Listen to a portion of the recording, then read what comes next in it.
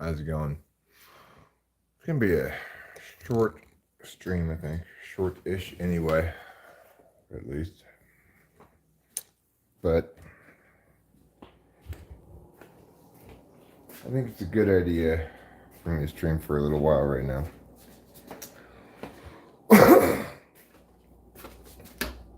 The title of this stream, when I watch YouTube, it's really supposed to be about what you do when you watch YouTube. Although I'll answer the question as well, but right now I'm feeling like hungry all of a sudden.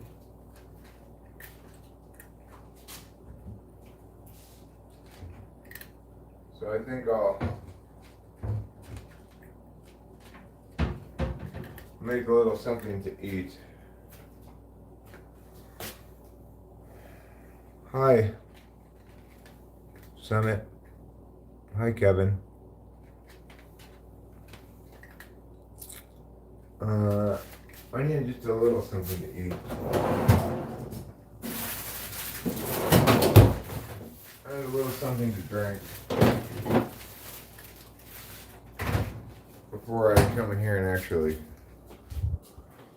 do anything that I'm planning on doing, which I am planning on doing a few things here.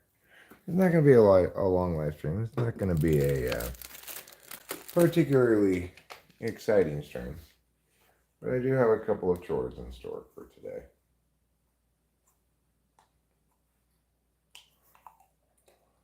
And that's not so bad.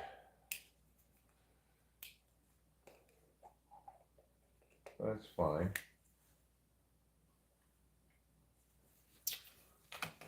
Let me pull up the stream on the computer here. I was watching YouTube. Really, like all morning I've been watching YouTube. I'm not typically a huge YouTube watcher, but it is the case that why aren't you showing up?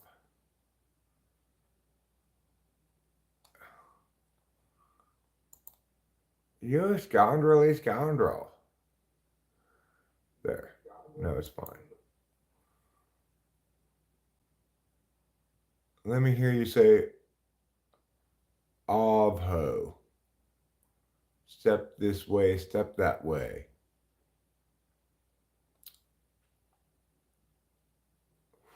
Well, I've been watching a lot of this channel called Scary Interesting. Which is like missing persons cases and stuff like that. Mountaineering accidents. I like to watch things like Scary Interesting or, Mysterious Top 5 or whatever. No, I haven't even started my chores. I will be starting my chores shortly, but I need to eat a little something before I start my chores. And I don't plan to stream for a particularly long time or have a particularly productive day today.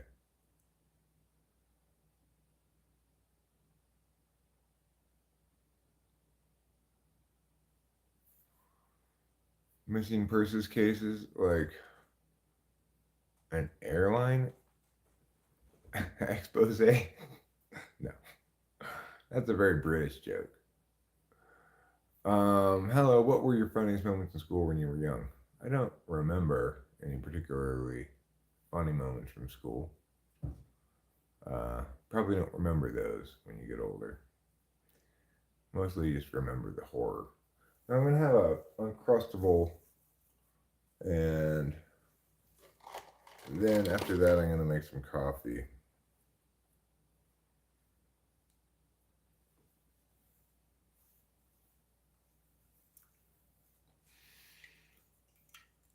And then I may end up making potatoes later, but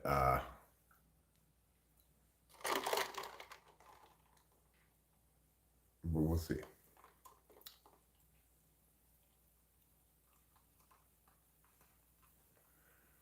So I don't always and only watch those kind of YouTube videos. I also listen to music on YouTube a lot, you know. The crazy thing about YouTube is, why did they even make YouTube music, you know? Why did they even bother to make that? Because I listen to music on YouTube all the time and I never use YouTube music.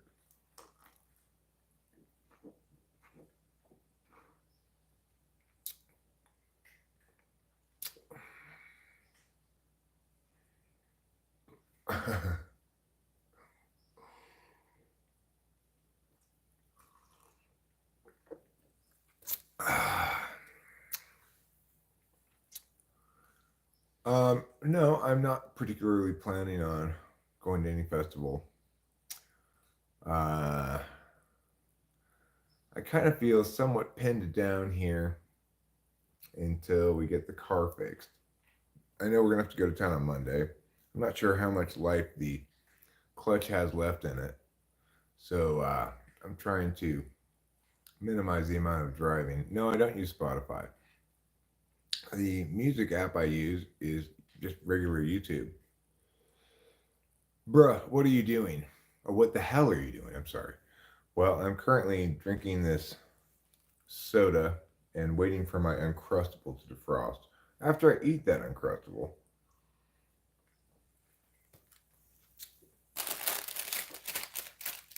which has a little while to go before it's defrosted. After that, then I plan to make a new percolator's worth of coffee. And what the hell are you doing, Rajesh Paul Srinvasan? Yeah, as long as the clutch is still not completely out, I can drive it down to the mechanic for my appointment, which is on the 6th. We may drive down the night of the 5th, spend the night on the 5th, and spend the night on the 6th. We'll see. No, Putty Cat. Unfortunately, the way last night went down, we watched all of the regulation of the hockey game, and I was just like so tired at that point. I'm not sure why I was so tired yesterday, but I was. That I went to sleep. And then it was a little bit later that I got up again. At that point, I saw that in fact the Rangers had won, and that in fact the Athletics had lost. I don't look sad, Leonard Weed. Okay, I don't. Not today, not to other times. What do I think about alien stuff? Well, that's the sort of thing I might watch on YouTube as well. Stuff about, um, you know, any kind of unexplained, mysterious, spooky stuff. That's the kind of stuff I tend to watch mostly on YouTube. However, it's also the case that if a video intrigues me enough, I'll watch it. If the title or thumb or combination of the two intrigue me enough, I'll probably watch it for a little bit and check it out, whatever it is. But I typically like history stuff. I like no, I did not put a cat, and you can just stop bugging me about that. I was thinking about it this morning.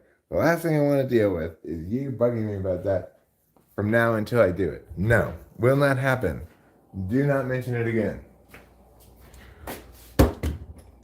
I've already anticipated your problem causing, and I'm hereby obviating it. Right. Making coffee was the plan.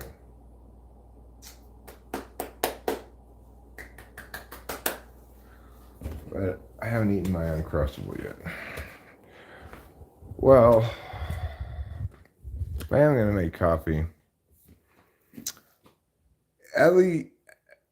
L.E.E. del Castillo. Wow. I'll admit that I don't look ecstatic. I look less than in the throes of pure ecstasy.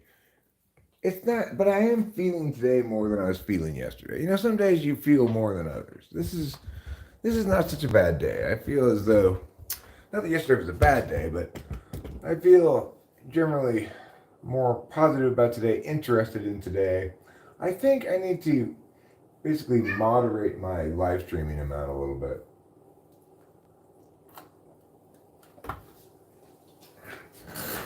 I need to consume a little more media and create a little less. That's what I suspect.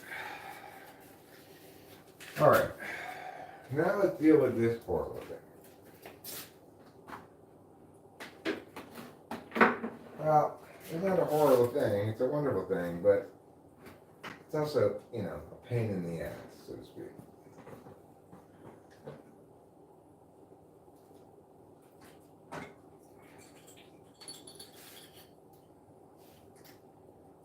Okay. So I already emptied out the grounds from last time before when last time was done being cooked. So I don't need to mess with that again. Right now. So now we'll get this coffee percolator and we'll take it with us into the laundry room where we can utilize the laundry room sink to effect a new pot of coffee. Obviously, really, there's more than one pot of coffee in here.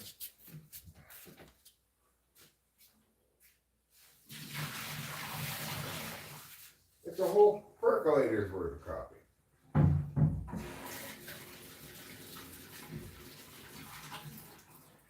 Unfortunately, right now we don't have any non-dairy creamer. So I'll have to make do with just regular milk. I don't like regular milk in my coffee. It's all gross and thin. Do I have a TV? Yeah. I'm looking at it right now. What is an Uncrustable? Yes, the PB&J without any crust on it. I need to turn up this water now, probably.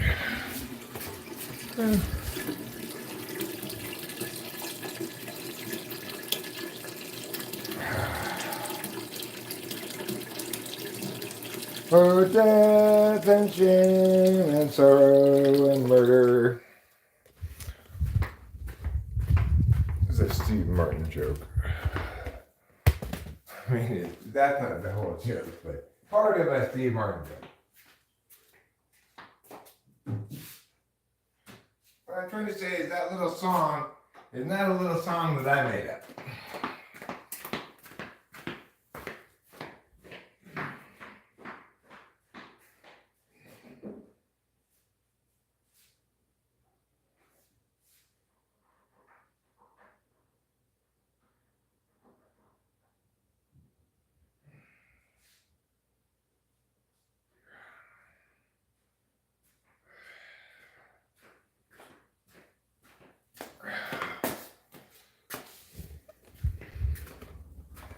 So, I will say that I'm a little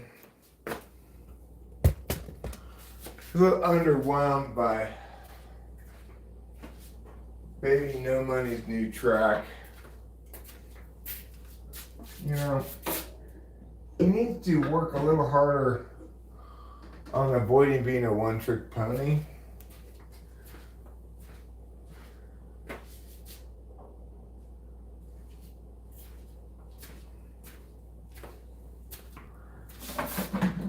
It's like he needs to have more diverse beats or something.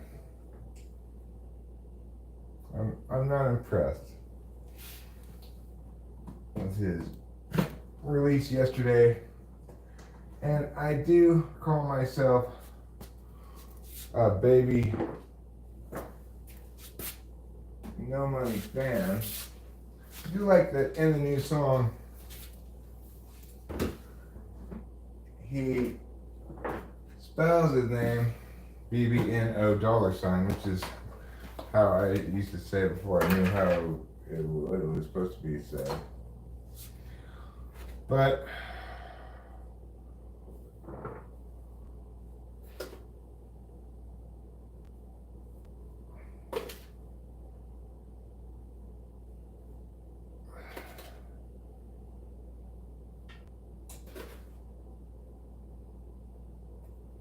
it's just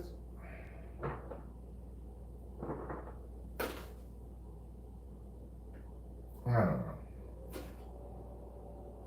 Like, wow me more than that. Maybe that's being spoiled, but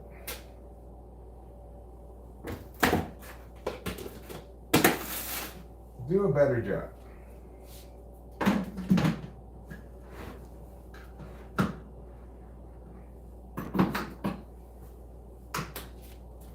Alright, I got the coffee started.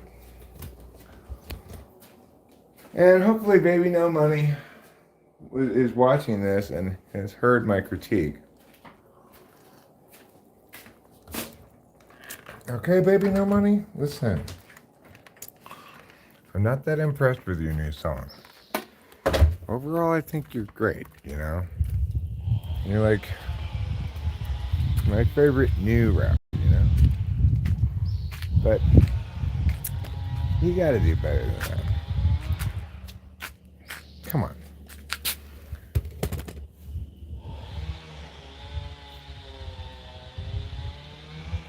It's like calling yourself the Gen Z Eminem. I think it's... I mean, if you're gonna call yourself that, it better be in a better track than that one.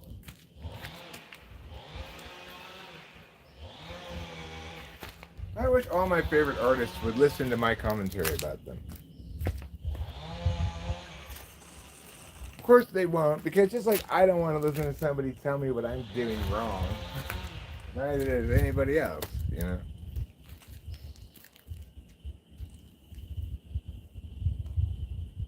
I hate the sound of chainsaws.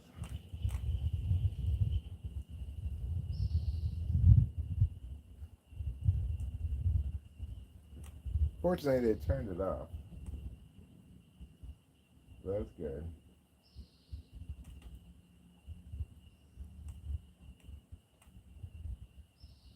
I guess nobody really loves the sound of chainsaws.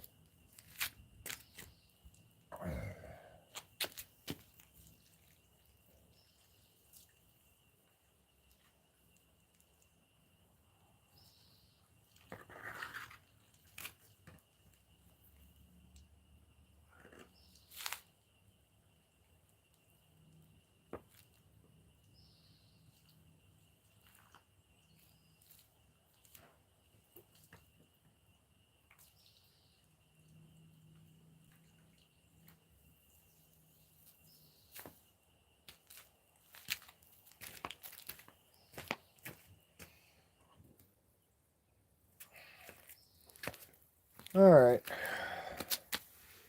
Watered those things a little bit. That's good. I am the hero that you're dreaming of. Just like in that song.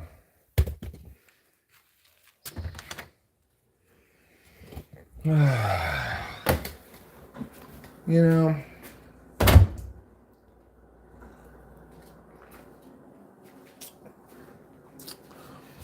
it's not like,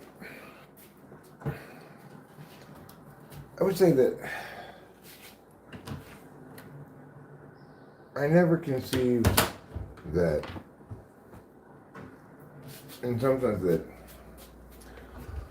quitting cigarettes would be as relatively easy as it's been. I guess you would call it that. Thing is, I don't really consider myself quitting cigarettes, right? Like I just stopped smoking. But I do miss them sometimes. It's been over a month. Well, I'm sorry. It's been 4 weeks, which is not quite a month. I do have a rifle.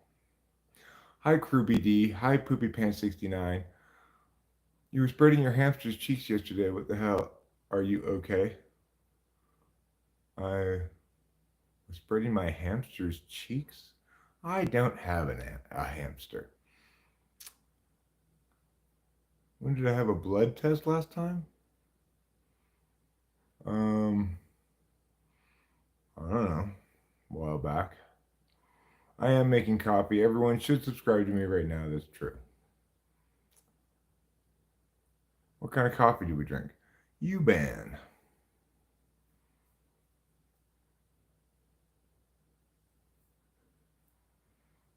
Happy weekend, says 1T. Happy weekend to you too. Compy says weed. You mean, is that what's growing there? Yeah. Growing a little bit of weed. Not much, but uh just a little bit. No, I don't want a hamster, thank you. Happy Memorial Day weekend, everybody. We get Monday off in honor of those who died fighting for our country. I already had Monday off, but am I tired? Not particularly, no. I live in California, America, yes.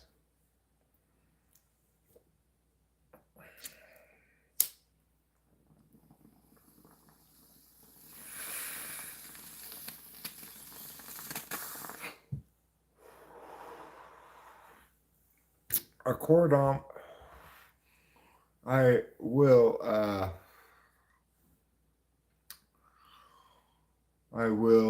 yeah, happy Memorial Day, and thank you to our the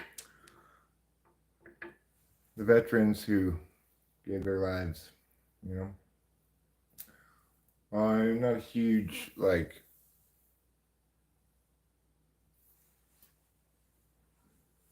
message guy like that, but it seems appropriate for Memorial Day. Yes, growing weed is legal for me. As long as I don't grow over a certain number of plants. I don't know, it's like 10 or something. I only have like 4 plants, so.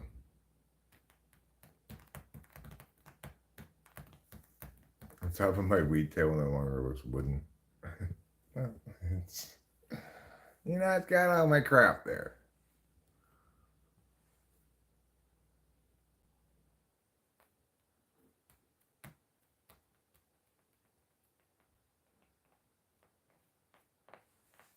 Nicki Minaj was apparently arrested in Amsterdam on Saturday for allegedly carrying drugs, despite the Super Bliss songstress' repeated insistence that she had no contraband, according to Instagram footage that she posted.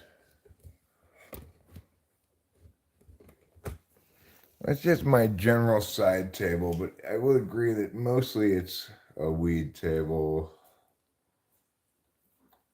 So it's got these nicotine vapes on next to it.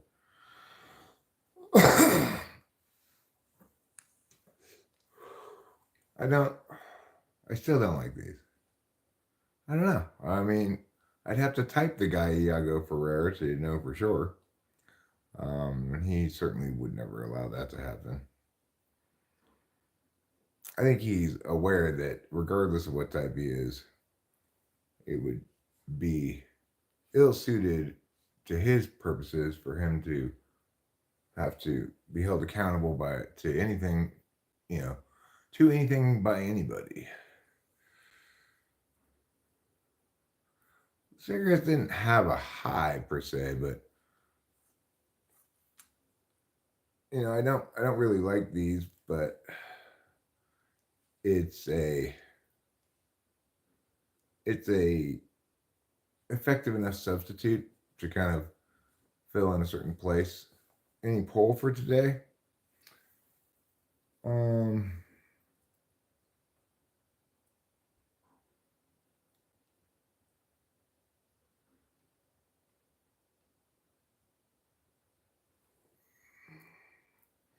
I have to think of some poll questions. It hits your lungs different. Yeah, I know what you mean. It's like, well, it's a whole different order of beast. Yeah, maybe they both have nicotine in them, but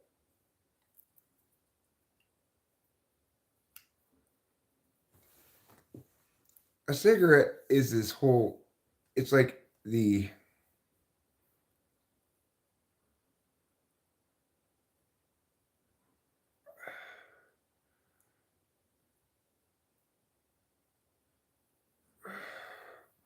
I mean, that definitely comprises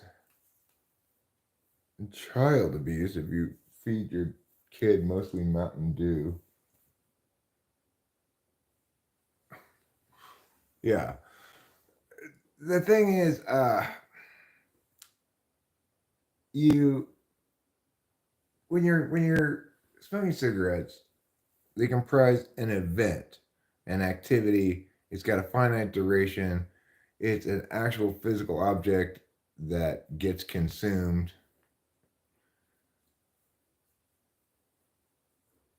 Yes, no justice. Mountain Dew is not food, right?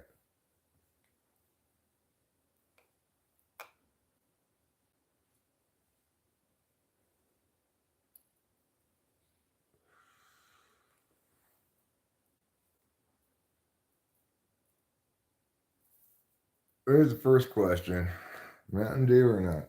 Okay, can we please not include horrible cases like this that are horribly sad to think about? That's actually why, in part, I started live streaming. Is I was watching those videos, and by and large, I can I can take a lot of uh, a lot of stuff,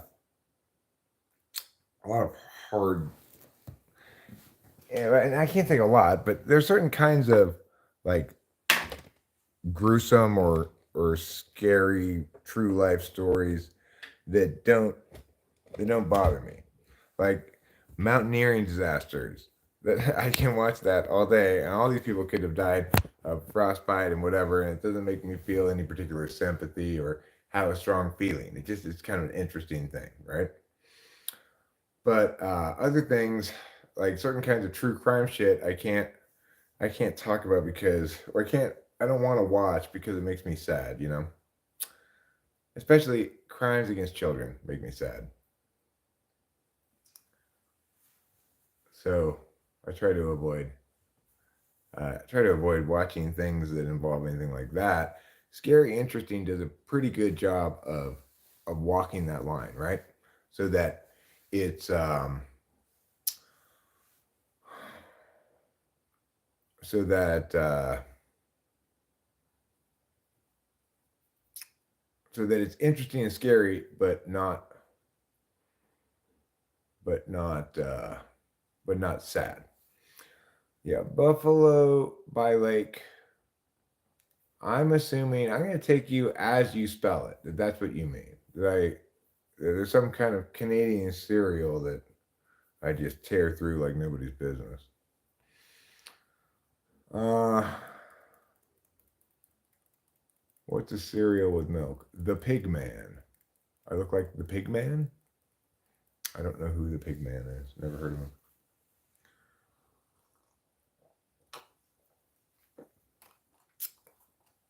Anywho, we're gonna go back in the other room in a minute. Perhaps out to the street to grab the trash cans. Bring them back down here to the house. Would be a chore we could do. We need to additionally clean the cat box here this morning. You like life cereal. Money for Nothing likes life cereal. Well, good for you, Money for Nothing. No, there's no rum in there. It's just cherry Pepsi. I don't drink alcohol.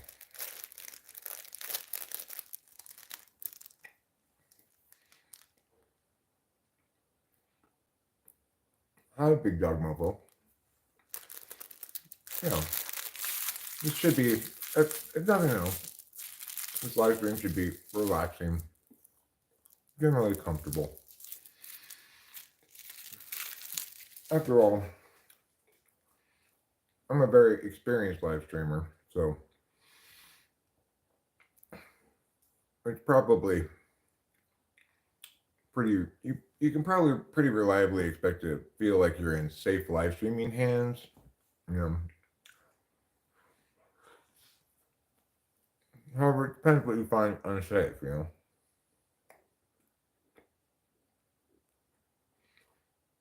Which state do you think has a large population of people that do not want to marry? I mean, largest percentage of unmarried adults between mea and mea, or largest percentage of people who self-report not wanting to get married, or what?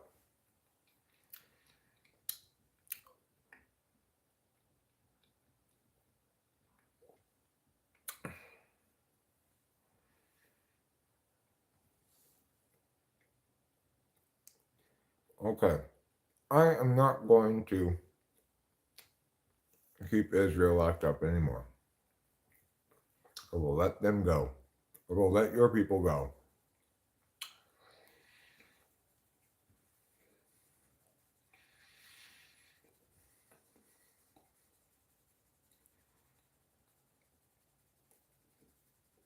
Hi, Delilah King.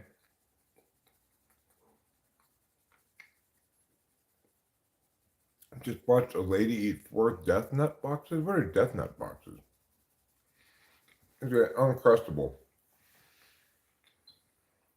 peanut butter and jelly sandwich.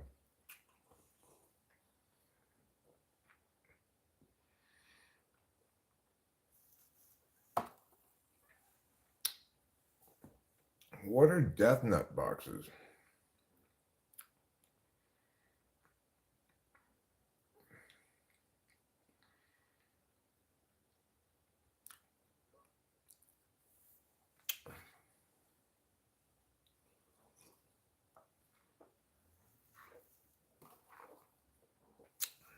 Yeah, I get the red cup because the reason I have this glass here is only because Rachel poured me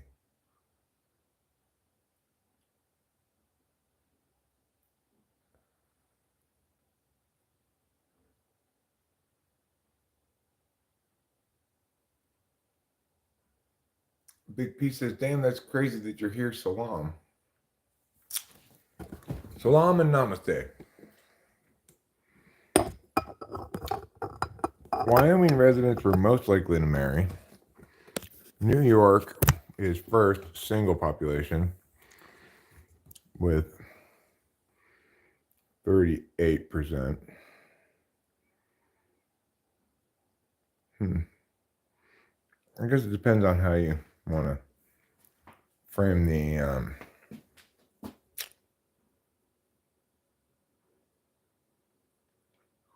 Ghost Bar with Tristan. Who's Tristan? Hey, friend.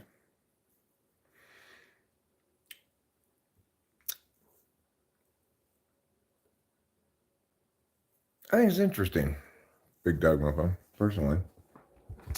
I think it's interesting that different states have obviously somewhat different attitudes towards marriage, but I would additionally point out that those are quite similar numbers, really, at the top, anyway. It's like you're looking at the most single people being almost 40%, and the most. Is this? No, it's not okay. Always worry that maybe trouble with piss in here again.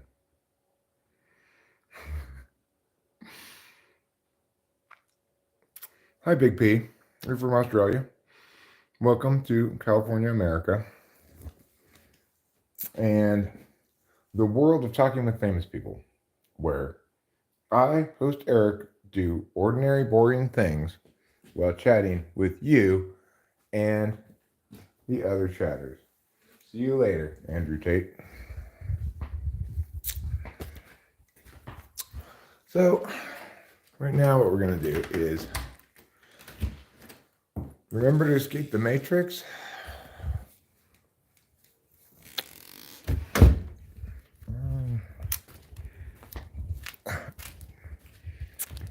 If the truth is that, like, I have to eat gross oatmeal and live on a cramped, unpleasant spaceship, I'm taking the blue pill for sure. This is much better than that. There they are, my trash can.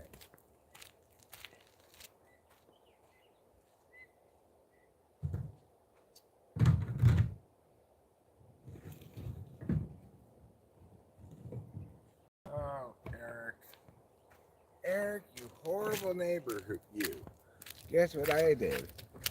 I took these trash cans out to the street on Sunday night in time for the trash to be picked up, and I'm not bringing them back to the house until Saturday. That's a very long time to leave your trash cans out on the street.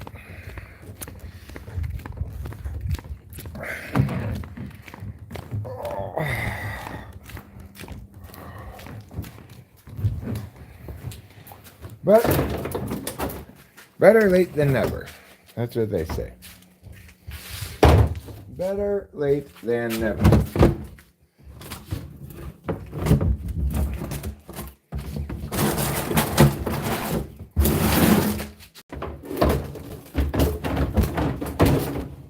And you know, when they do say that, I strongly agree with it.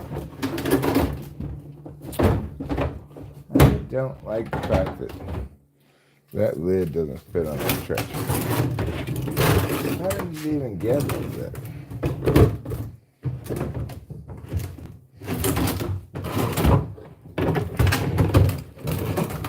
Okay, there. I finally got the trash cans taken.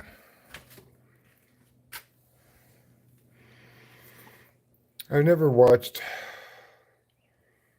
any Andrew Tate before. Yeah, they do all say that, Chris Chapin.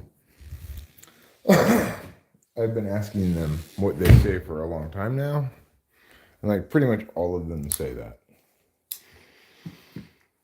All right. Big P says, shout out to the Muslims. Hey Muslims, how you doing? Greetings from Christendom. Christendom's a good word, right? We don't normally use that anymore to distinguish between the various worlds. We typically use West, East, Middle East, you know, but South America, what have you.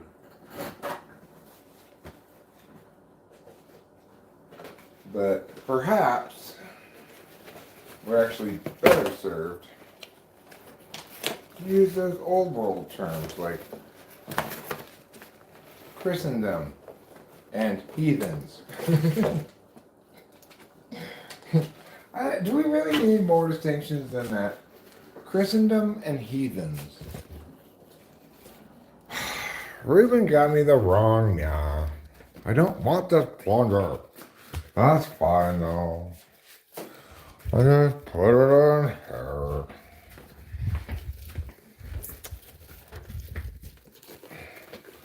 I just wanted the brass, not the plunger. Oh. Who wants a plunger? I don't even need to plunge. I never need to plunge the toilet because I have such dainty poops.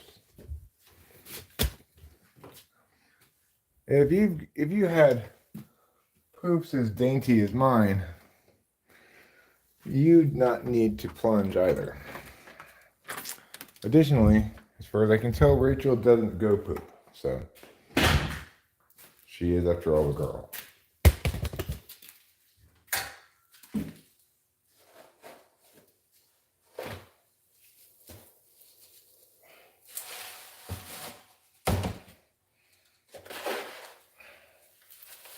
I mean, I get it. Might as well put the plunger with the brush because in almost every instance, you're going to need the plunger relatively often at least. But I don't. I haven't had to plunge these toilets a single time since we've moved here. Not one time have I had to plunge the toilet, any of the toilets.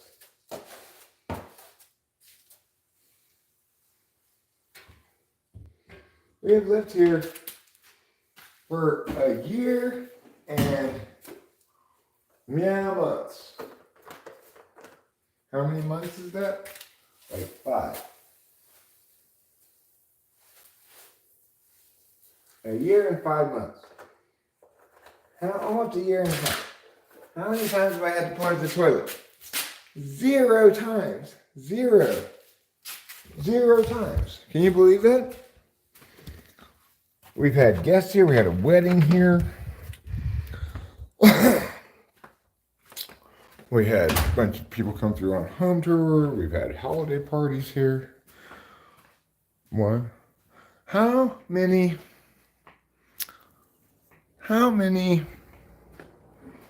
times have I had to plunge the toilet? 0 times. 0 times.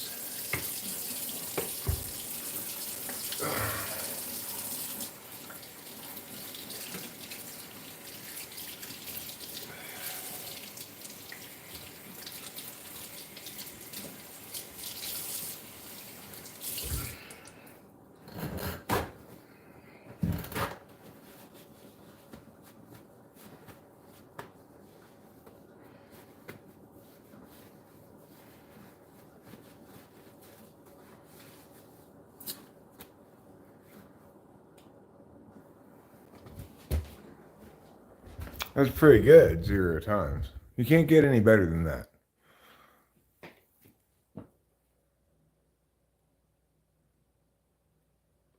All right, I will be safe. You go get a good night's sleep. Skibidi toilet is just evil or bad toilet, okay? Cool Ranch Doritos. I mean, personally, that's, I will ask the Doritos poll question, but I'm just gonna put the 2 options, okay? Nacho cheese. I just put red or blue.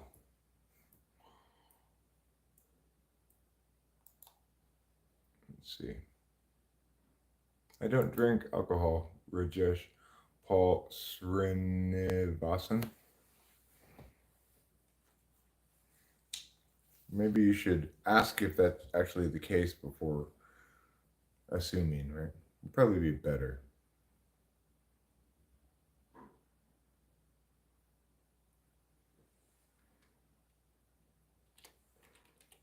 Which Doritos?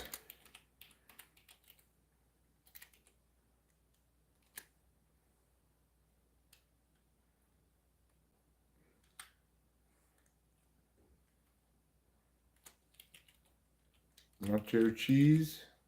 Let's just put regular. What's it called? I'll put regular. Normal?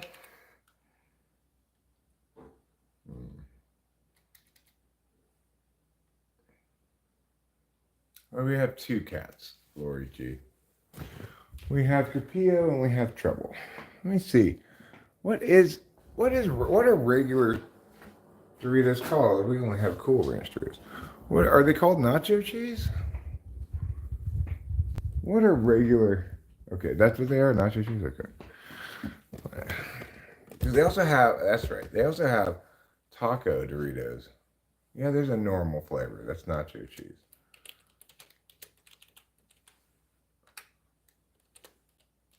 Cool Ranch.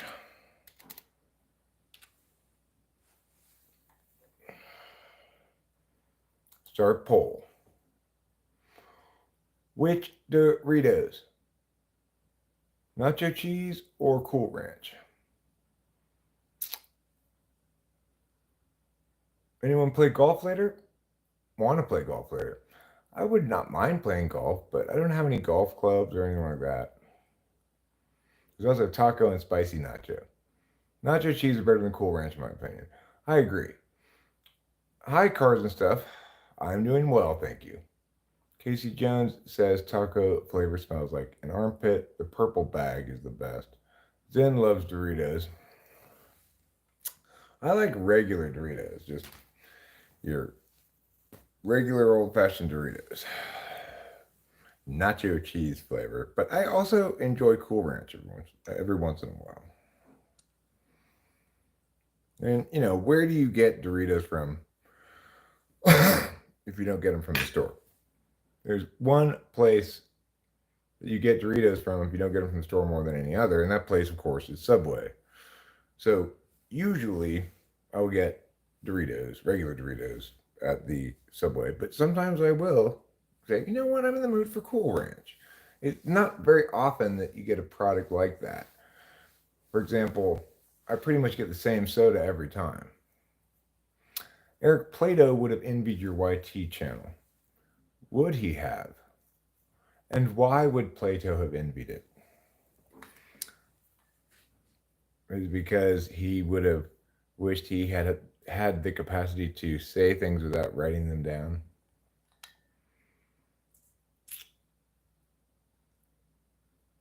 Yes, that is what you call a cheese that isn't yours. It's nacho cheese. Have I heard about 26-year-old Akshay Kumar indicted on curry-related charges? No, I have not heard about that. I don't know what those curry-related charges could possibly be. Big Dog Mofo says this is the toughest poll we've ever done. Nacho cheese versus Cool Ranch.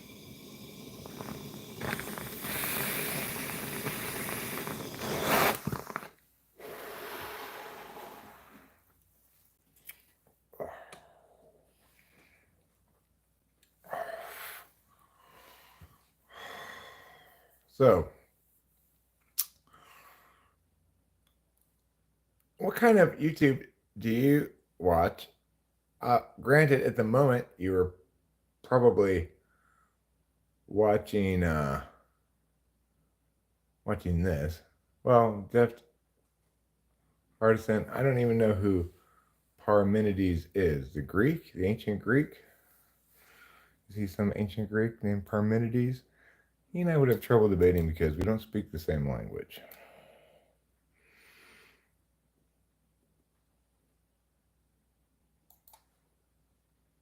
But it's also the case that even better thinkers can't beat debaters at debate.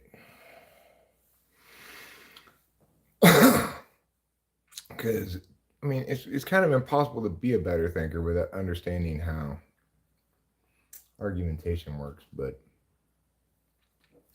you could say person A is clearly smarter than person B. Person B will still win the argument if they're good at debating, if they understand how debating works, you know. But maybe Parmenides would have beaten me. I don't know. Maybe he would have beaten me with a laurel wreath. You don't get any laurel wreath, Eric. I'm gonna beat you with this. So I think that's a great question, Eli Genovese. Do I think that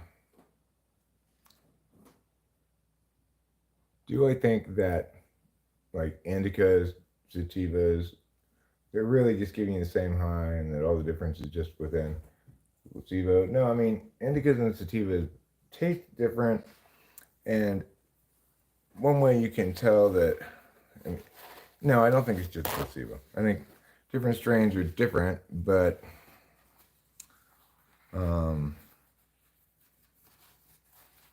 mostly what matters if you're a head like me is the smokability of it rather than the high.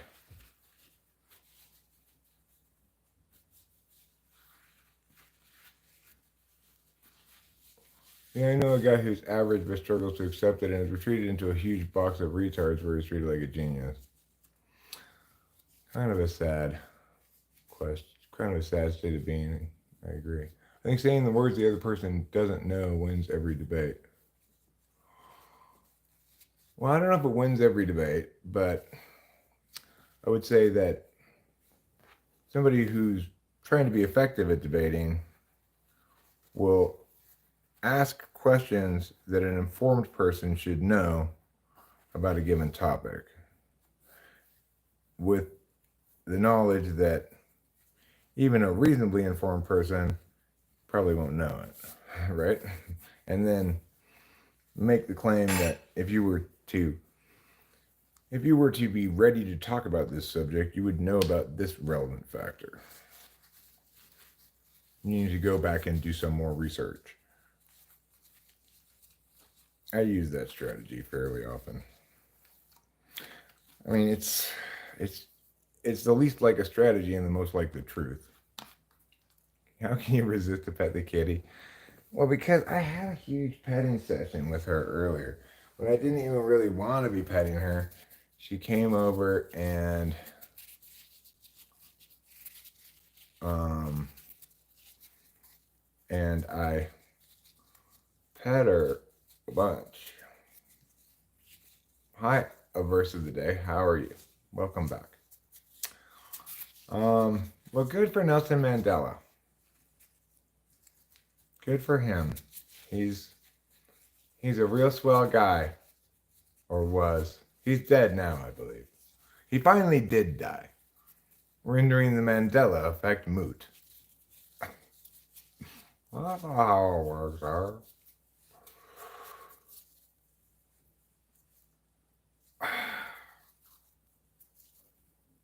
What is a hug box? I have no idea what a hug box is.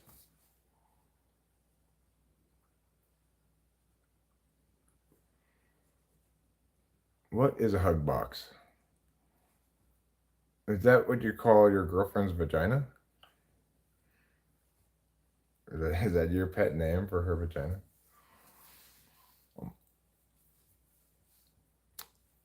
One of my cat's names is Trouble. This cat is named Capillo. Capillo, she is a sweetheart, and her name means sweetheart. Trouble, he is Trouble, and his name means trouble. But we love them both very much, obviously, even though Trouble. Who did I call a freedom fighter or a terrorist? Nelson Mandela? I didn't call him either of those things, Sammy.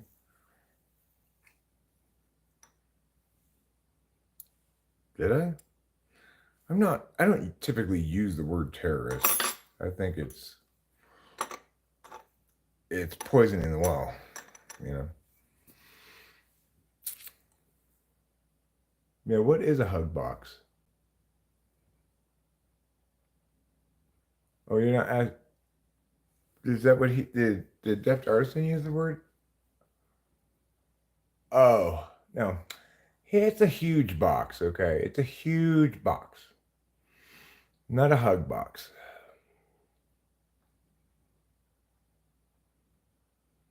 People have always been depraved and they don't require a certain cultural milieu or certain belief in God to enhance or check their depravity.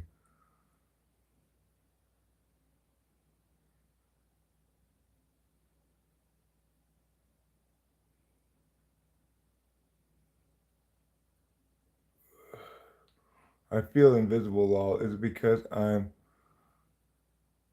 what's that say? 9, Tom? You don't seem invisible to me. Did I ignore a previous chat of yours or something? Or are you just saying in general you feel invisible?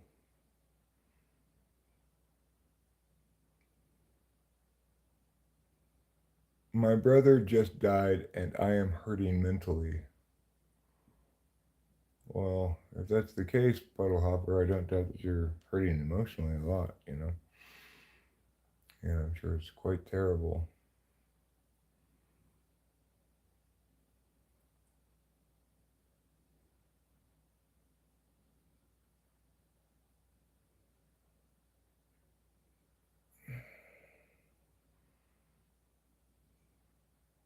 A bit of both. Well, I mean, I guess the thing is, I typically read things aloud more or focus on them more if they seem to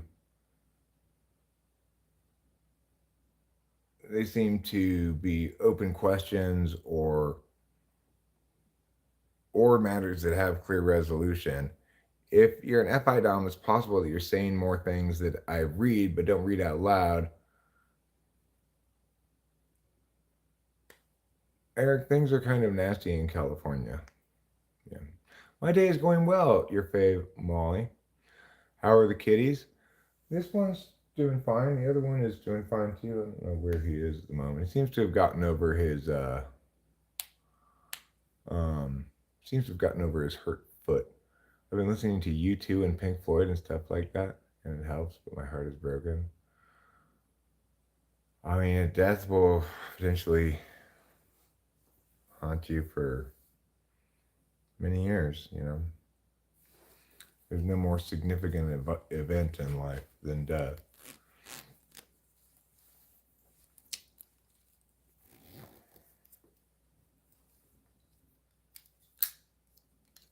I mean, being Sammy, that's why I'm armed, you know.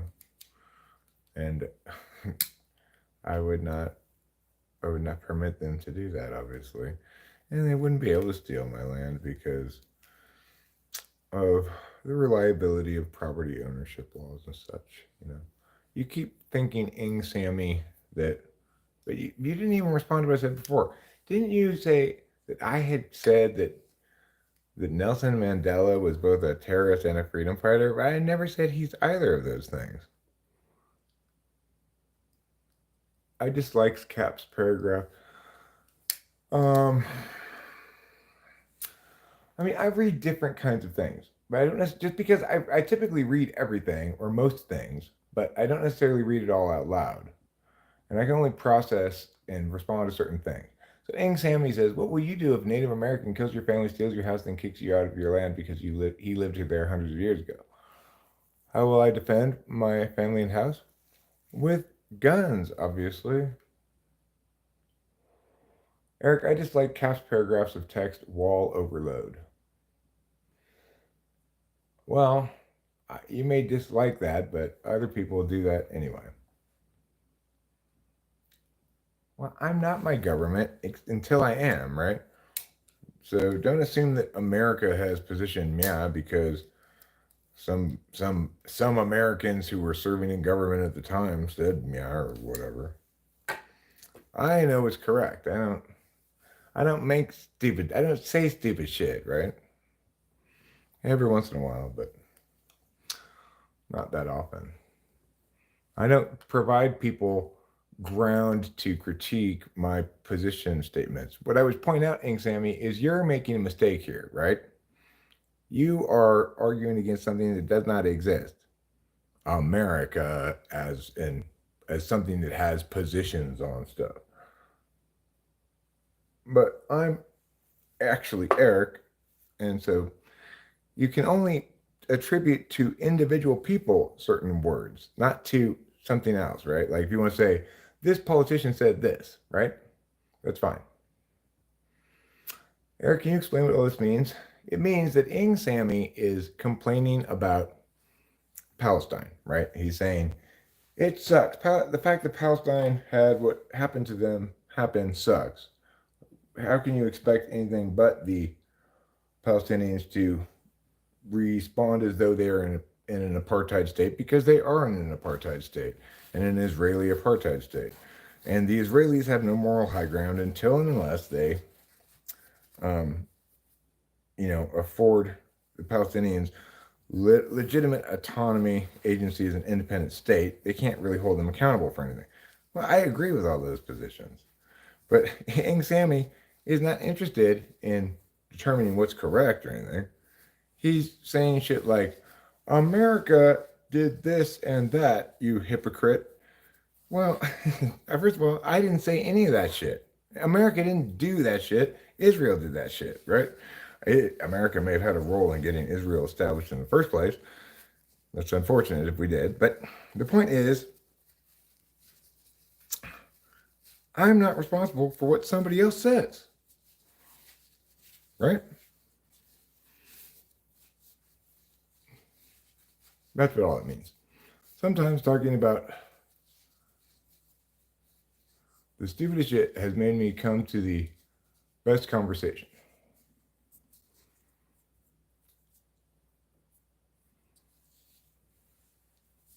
And so, Ing Sammy, if you want to state your positions as, I believe the Palestinians are equivalent to the black population of South Africa under apartheid, I would say, well, okay, they're not equivalent, but morally, I understand the comparison. And I agree that there's an equivalency in terms of blameability as an actor because one party has all the power, right? Tell me what AIPAC is. Why? Why do you want me to tell you what that is?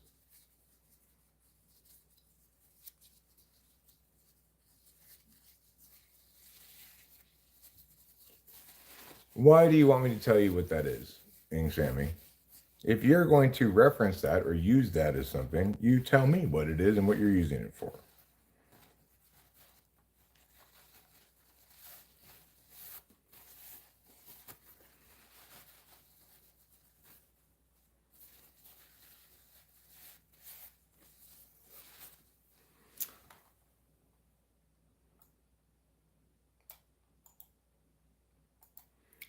So,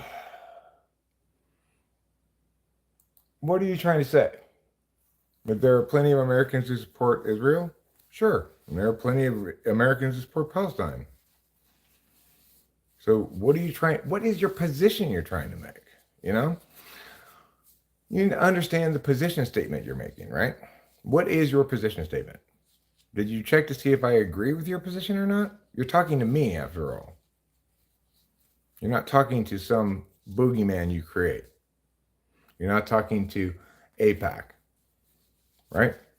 So, what is your position? What exactly is your position? Go ahead and state it for us so we know what it is. Okay, so what's your position that what what's the claim you're making?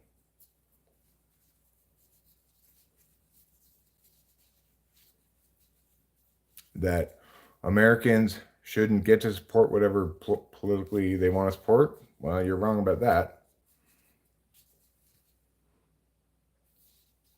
That interest groups should never be able to make political action committees? No, you're wrong about that. What else do you want to say? That this particular political action committee is bad and should be prohibited somehow? Well, no. You have to protect all capacity of special interest groups to form political action committees or none, right? So, do you know what your position is, Ang Sammy? What is your position? You do not know what it is. No, Ing Sammy, I don't agree with that. Have you determined what my position is on Israel at all? And Palestine, I explained it to you. You apparently weren't listening or did not understand.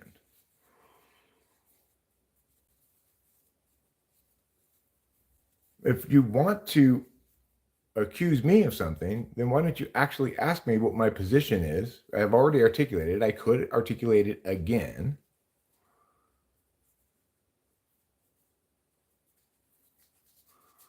Is this the real Kevin Smith? I'm not Kevin Smith. Oh, that Kevin Smith.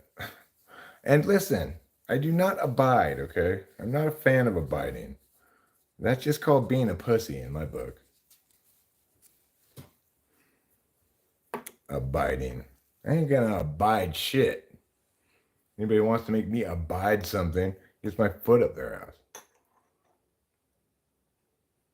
Of course, it's okay for individual parties in America to have their own politics. They're not required to agree with your political position. I certainly am in agreement with you about Palestine, and so are very many Americans, at least in the idea that Israel cannot truly hold Palestine accountable for the Palestinians accountable for their bad behavior if they're not engaged with them as an equal party, another independent state. So there you go. Okay. However, for those who favor the Israeli side of this, I would suggest the following argument. Israel needs to, without any term stipulations, afford the Palestinians their own nation state, including all the land of Gaza or whatever, without any term stipulations, because then if Hamas attacks from Palestinian territory, Israel, once Palestine is its own country, an independent nation state, then Israel can react accordingly and nobody can say shit about it, right? It's just the unfortunate reality of sustaining the existing Israeli policy is both tying Israel's hands and earning them the condemnation of the world when they could resolve this matter in no short order by simply letting go of all of their demands, Israel's demands, just cutting themselves loose from Palestine entirely, recognizing Palestine as a nation state independent of their recognition of Israel, and then behaving accordingly. Then you can bomb them to shit when Hamas does whatever. Nobody can say anything.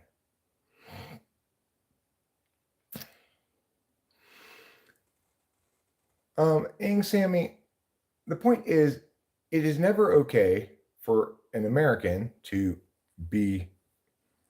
prioritize the interests of a foreign nation over our own nation. Okay, that would be called being a traitor. So Americans need to be in favor of things that help America. Some people think that's supporting Israel. Some people think it's supporting Palestine. Some people think it has nothing to do with either. And everybody in America is allowed to have whatever political positions they want and allowed to support those political positions with donations and stuff, monetarily, And that's how it should be, of course. I'm not denying the Palestinians their land, Sammy. Okay? I'm not denying it. Israel is saying that the Palestinians attacking Israel comprises a terrorist attack or whatever. But you can't pretend as though the Palestinians are a separate nation attacking you and treat them accordingly when you will not let them be their own nation with full autonomy and agency without any terms or stipulations. Once you do that, Israel, then if the Palestinians attack you, you can respond accordingly and be free from this kind of critique. Until then, you're not upholding the basic any standard that allows you to hold any moral high ground, and you won't be able to attain any moral high ground until you do. That's it. Okay? Listen, I am more friends with Israel in general than I am with the rest of the Middle East, because at least Israel's, more of a westernized country, right? Less of a, less Islamic, I guess. But we have to adjudicate things fairly. And in the status quo, it is the case that Israel's little apartheid experiment is not going to be able to be sustained forever. Okay? And they just need to get their fucking heads out of their asses and obviously clear up this matter in no short order by just realizing it's in Israel's interest to have Palestine be its own independent nation so that Israel can morally and legitimately and justly hold them accountable for shit. Be sane and sensible, you fucking idiots.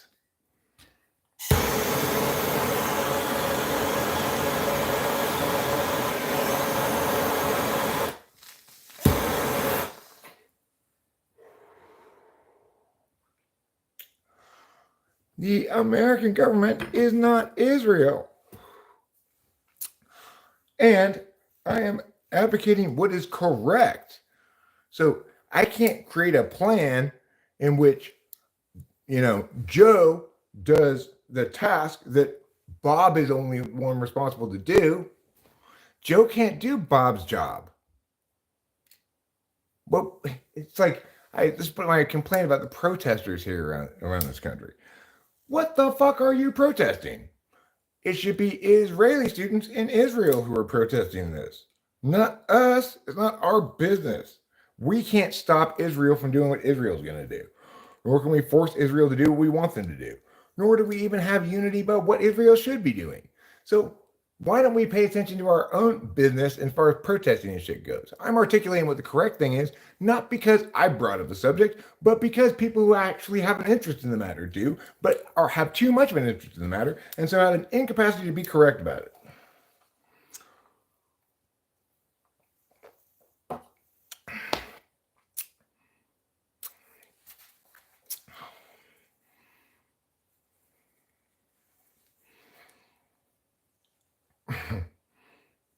Okay, well, Sammy,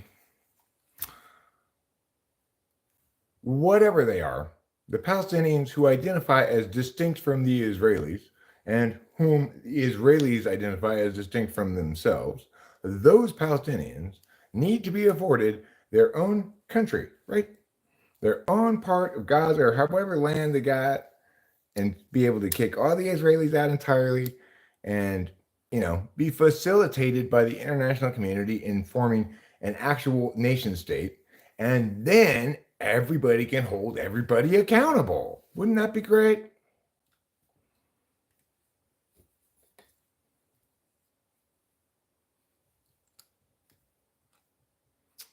But you know what, Pimp Daddy, you got a good point.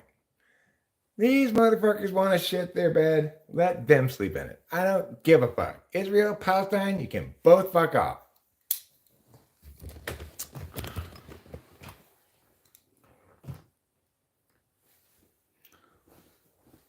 Yeah, but you won't recognize them as an independent nation unless they meet certain terms and stipulations ahead of time. What I'm saying is that's a dumb policy. Be smart, right? Empower yourselves to crush your enemies. You're never going to be able to do that unless you or play it by the book. You're just going to earn international condemnation, right? Be smart. Because Israel, your notion of, all right, we took over all the Holy Land from these people, and now, hey, why won't you just go to Egypt? Because they're not Egyptians, fucktard. They don't want to go to Egypt. They don't want to leave their homes and be exiled from the land even further than they've already been supplanted from it by the Israelis. Right? You got to, that kind of bullshit doesn't fly at all, right? So if you're correct, you're saying exactly what I'm saying about everything.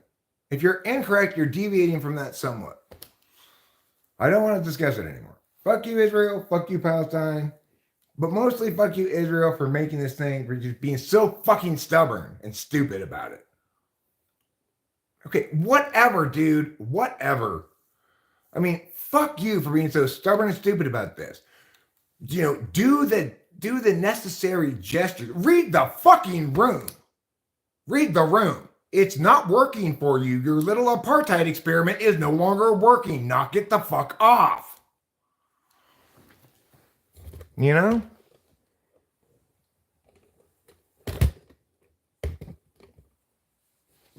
Seriously, be smart. I don't want to deal with Israel becoming like the Islamic states, this extremist, radical, fucking nonsense factory. I want them being the alternative to that. Can you guys return to the land of the civilized post-enlightenment world, please?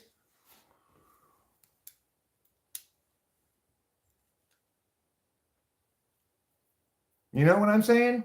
This is from a friend of Israel, right? Get your fucking heads out your ass and make this shit go away. I'm tired of it. Everybody is. One way or the other, make it go away. The only way to do that is what I've articulated. If you're not agreeing with what I've articulated, then fuck off because you're part of the problem.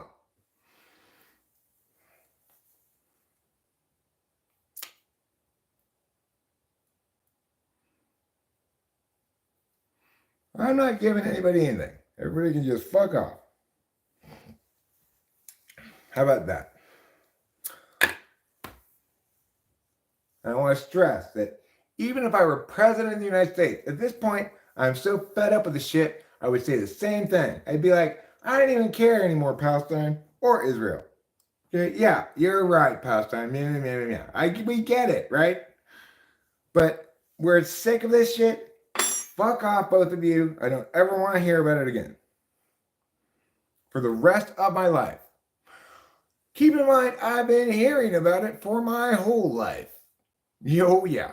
This has been a problem even when I was debating in high school. Israel-Palestine was a big problem.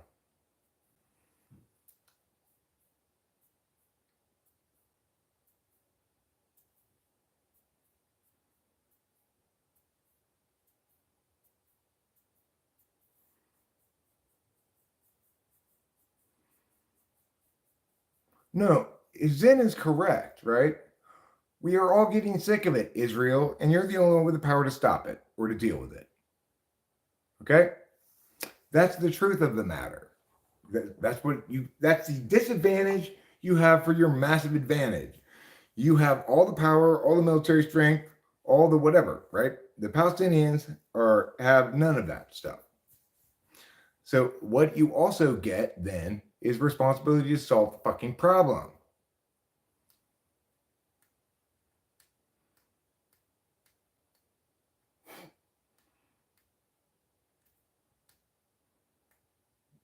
Well, my answer to that, Mumtaz, is USA, neither, fuck you both. Unbelievable.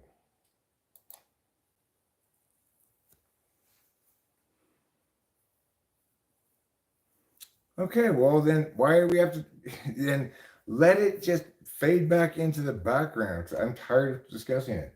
I've already articulated. Once I've articulated what the correct position is about everything, as I have in this instance, then there's nothing else to say. Everybody just needs to acknowledge that is the correct position and deal with it. It's not like anybody's making any good arguments against what I'm saying.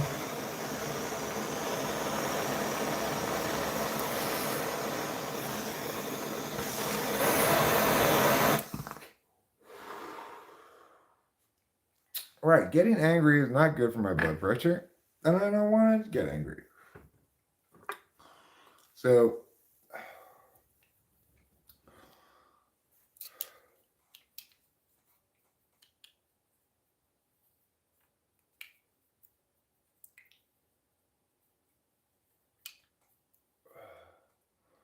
I don't care, Ing Sammy. Do you not get this? You think that most of the countries in the Middle East are not Islamic regimes? Okay, well, I will agree with you that there are. You got like Iran, which has the Ayatollah. It's an expressly theocratic country. You got the rest of the countries are very heavily Islamic, but not necessarily expressly theocratic. Like Saudi Arabia is a monarchy, you know. I'm not sending money to Israel. I don't think we should send money to Israel or to other countries. I agree. We should not be sending money to any other countries. If we're going to fight with an ally, we should send our troops and actually fight with them. If we're not, fuck them. There's like, well, let's just send weapons, let's just half-ass it. Nothing good has ever happened by half-assing things. Do nothing or do it right.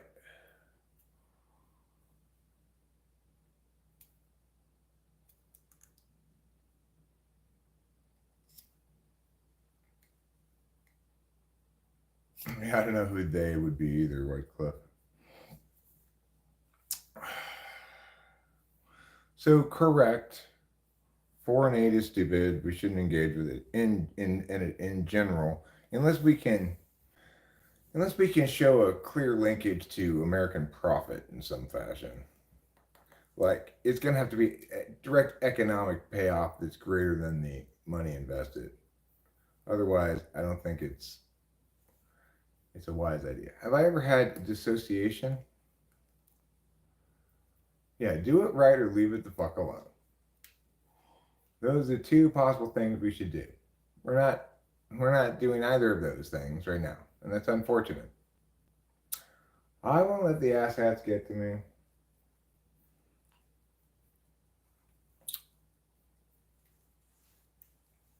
It's not the asshats who get to me. It's the people who are earnest and wrong. Have you ever had dissociation?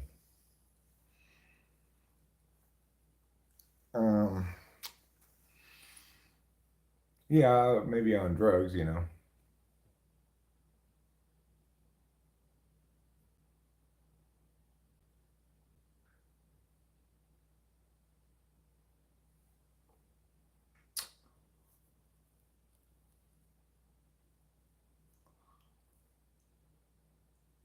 No, I did not watch that.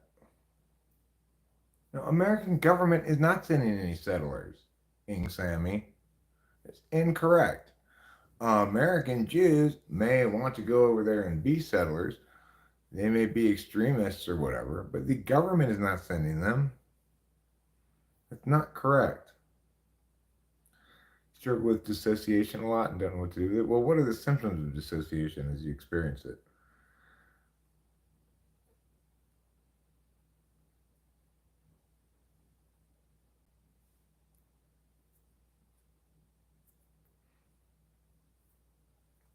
Might have to make a kickable words list. I'm always getting kicked. Might time people out if I get annoyed. But yeah, every day is a little different, right? Depends on the day as to what you end up dealing with.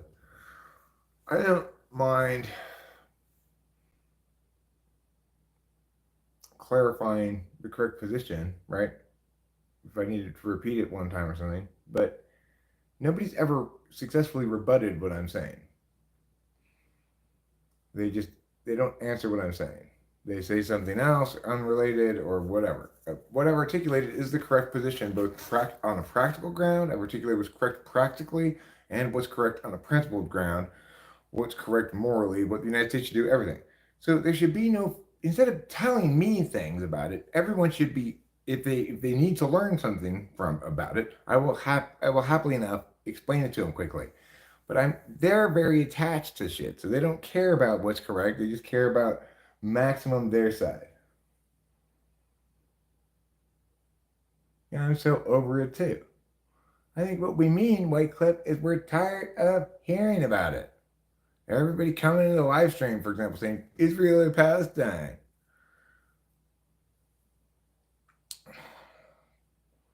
Can you guys just deal with your problem over there and just stop inflaming idiots in other countries?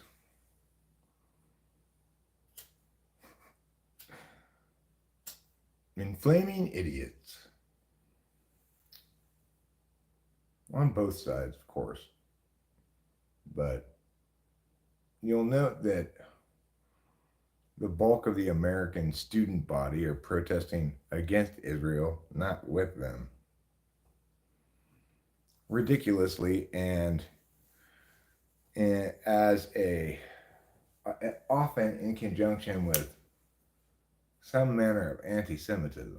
The thing that I want to always stress is we ought not conflate our critique of Israel's policies with anti-Semitism.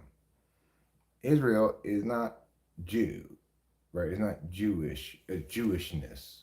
Israel is not the voice of all the Jews. Israel is a nation state, okay? Reform Jews often oppose existing Israeli policy. Regardless,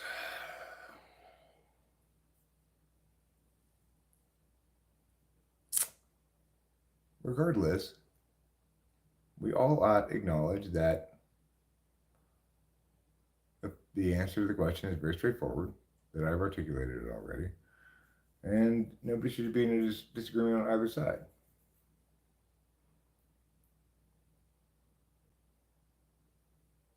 I didn't say any of the American students were haters or terrorists. I said the bulk of the American protesters, not the student body. I said the bulk of the protests, right? The student body protests are in favor of Palestine, not Israel. Tons of people do, right? And that's part of the problem. Do you understand that? That ideally, America's ally, Israel, would behave like a post-Enlightenment society and not like a pre-Enlightenment culture, and accordingly would recognize the value of doing things by the book morally.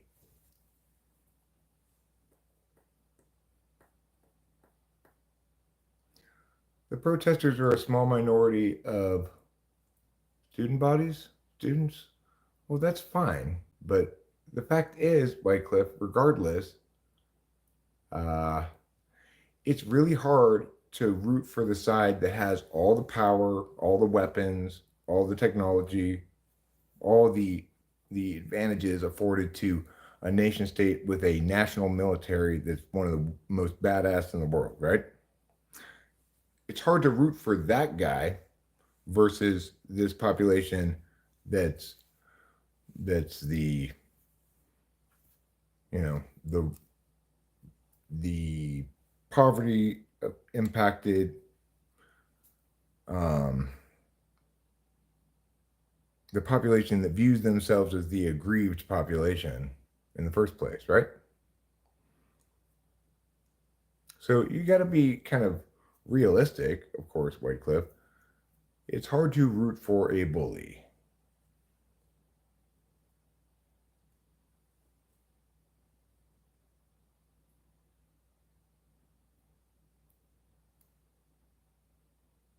I don't think there's anything wrong with them having a strong defense.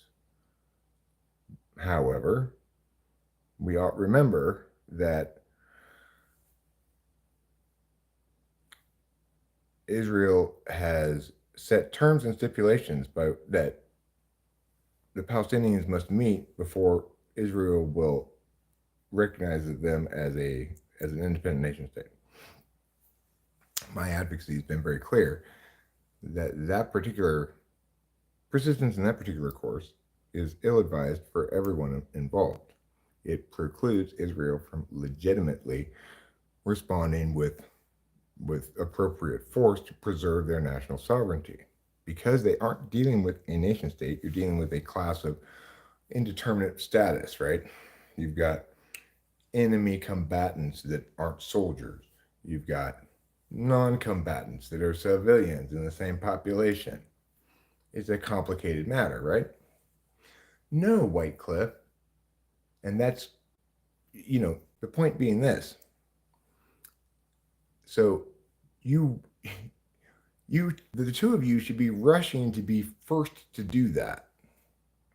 The advantages are so unspeakably great for Israel to make Palestine be its own nation state. Now, Palestine, if they actually wanted their outcome maximized, the possibilities of their presumably desired outcome maximized, then they too would say, all right, look, what we really want is to be an independent nation state. So let's agree to Israel's terms and stipulations. The difference between these two parties is Israel has all the power and the Palestinians have none. So you need to at least formally make them your equals, right? So it's yes, both parties benefit from being the first to recognize the legitimacy of the other. Israel benefits much more.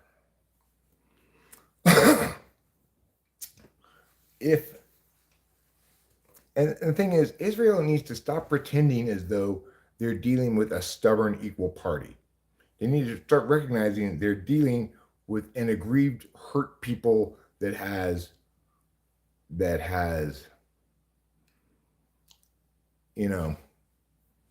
a sense of deeply embedded moral legitimacy that's going to continue to cause that rage to burn forever. The only thing you can try to do is to put out that fire, right? To put out that fire, to be the sane adults in the room. Israel, you can do that. The Palestinians cannot because they are too incredibly disempowered already. You're asking them to disempower themselves further to make you further their bitch so that you'll give them permission and a pat on the head, right? They're never going to do that. You have the capacity to actually do that because you have all the power. So get your fucking heads out your asses.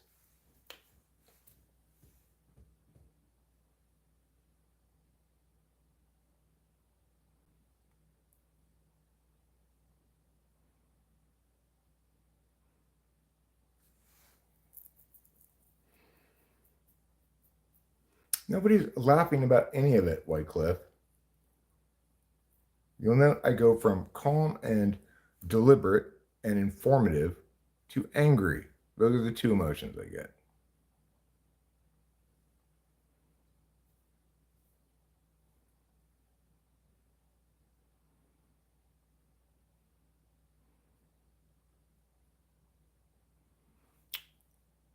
not a terrible analogy here, Pimp Daddy.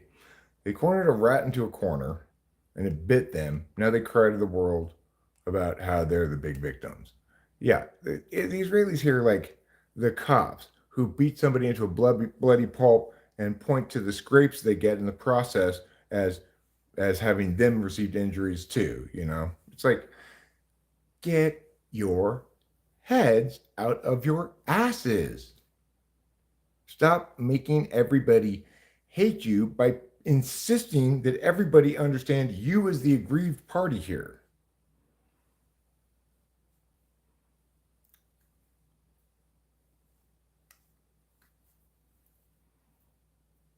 It is a good analogy.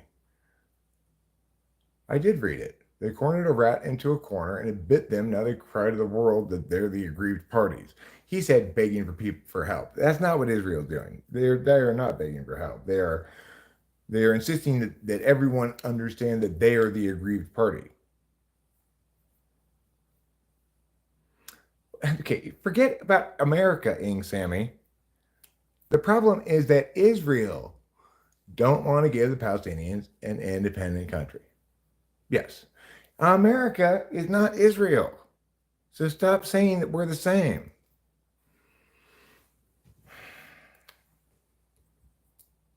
Israel didn't fight Germany and Japan. America did. Okay?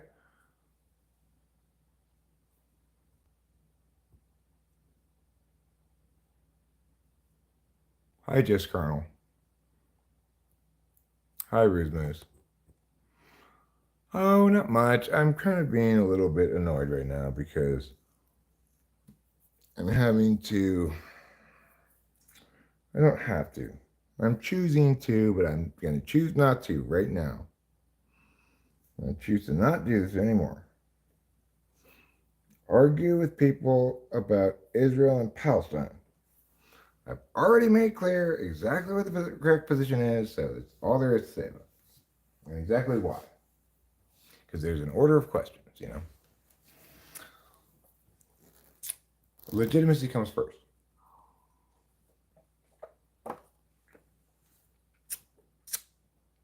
And in terms of which legitimacy question,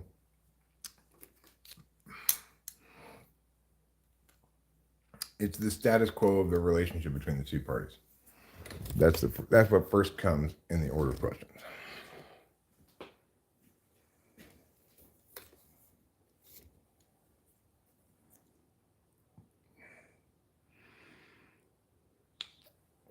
That's ridiculous. There's no possible way in the United States they could have a law that makes it illegal to criticize Israeli politics. That's ridiculous. That would not pass even a moment's scrutiny. There's no possible way that Congress or even any state legislature could even dream of attempting to pass such a law. It would get stricken the moment it saw the first challenge. It's clearly protected speech. It's very well articulated, long precedent, etc.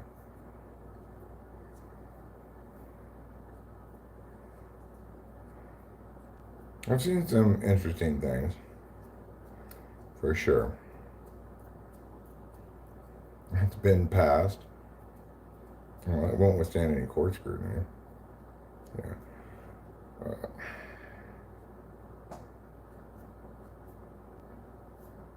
Obviously, I'm here critiquing Israeli policy all the time. And nobody's going to successfully prosecute me at all. Remember, for a given speech to be protected, it's not so much that it needs to meet certain criteria, although you can think of it that way, so much as it needs to not meet certain criteria. So,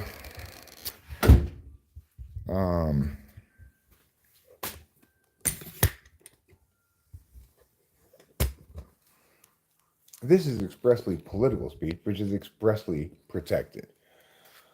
However, anytime something is factually false, then it's not protected. If it makes factually false claims, it's not necessarily protected.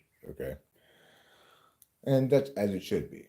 Additionally, anonymous speech is not necessarily protected, but it often enough is. Depends on the kind of speech at that point.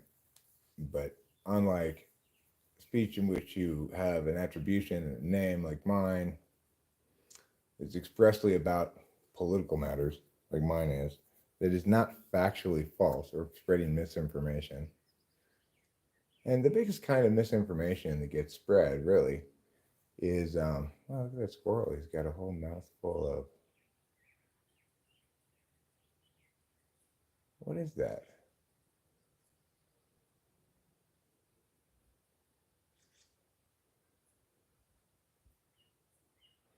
Do you need help? Can I help you?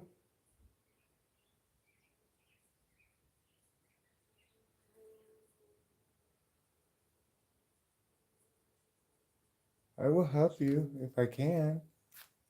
If you'll come to me, I'll try to help you.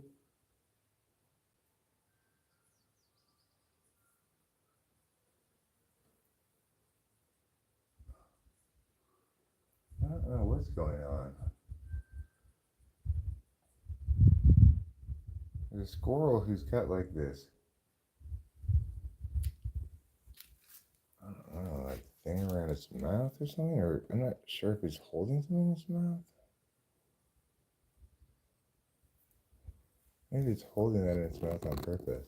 But I'm not sure why it would be doing that.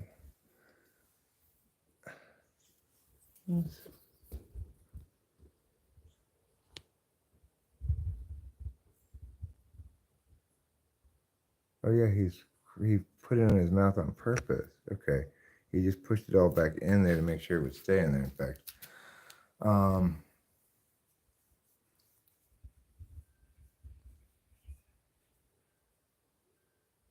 I guess he was just carrying that to his nest. I was afraid that it was like stuck on his face or something. Like maybe first I thought maybe he had um, been like gotten stuck by a porcupine or something. I wasn't sure.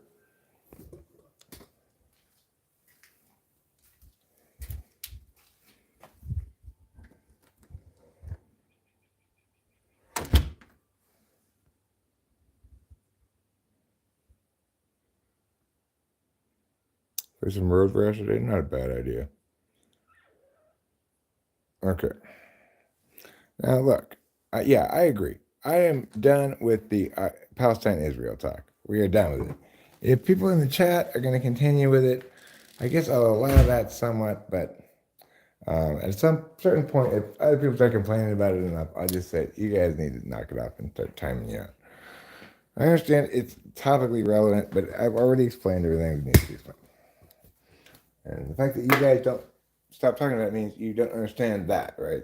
I've already said everything that needs to be said about it.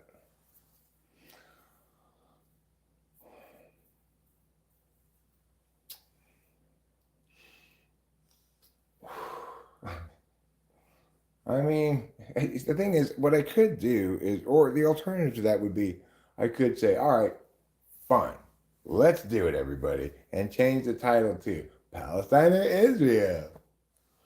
And then just let everybody come in and say all their shit about Palestine and Israel. I could do that. Or I could take this opportunity to end the stream, do something else for a while.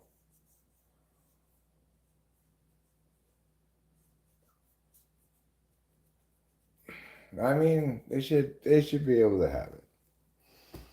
I think. But whatever. I don't want to talk about it.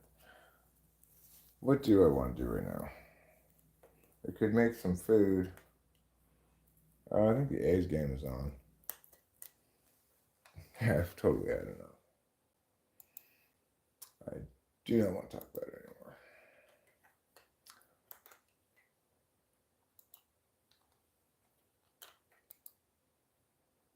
There were some other chores I was thinking about maybe doing today. What were they? All right, we're gonna watch the A's. A's really need this game, okay? They really need it. Prior to taking 2 of 3 from the Rockies, they had lost a series 4-0 to the Astros. They lost yesterday. This is their 5th loss in a row to the Astros. But now we're up 2-0. JP Sears is on the mound. He's a pretty reliable starting pitcher, as Oakland's starting pitching staff goes, which is, it's not the strength of the pitching staff. Strength is in the bullpen mostly. I will pull up the chat I'll pop it out and pull it up.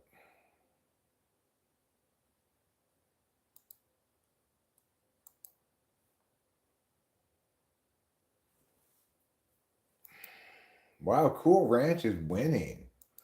I am surprised by that. I'm not going to lie. I'm very surprised by that.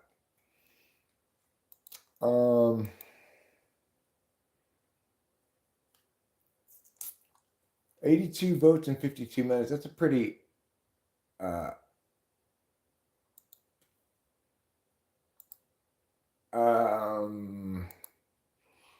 that's really hideable, I would say, White Cliff, but I'm going to give you 30 minutes timeout. That's completely unacceptable, White Cliff.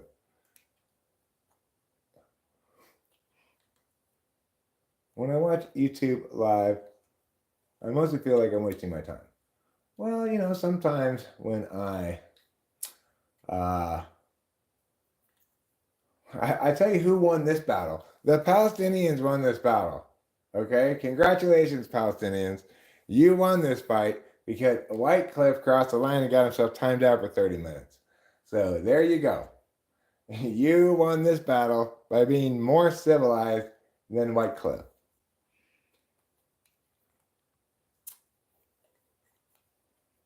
Congratulations. I know it's probably small solace for the loss of your country and everything. However, it's better than nothing, right? It's better than nothing.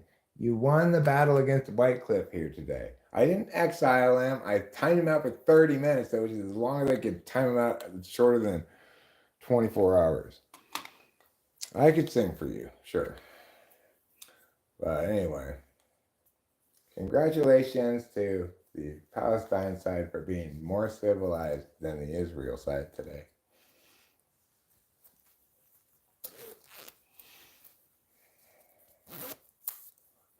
So, Cool Ranch for the win, except when you breathe them out. Yeah, well, I mean, I wonder if the answer to the question would be different if I said, which would you rather snort a line of? Nacho cheese Doritos or Cool Ranch Doritos? Sure thing. I'm just a fair judge of stuff, that's all.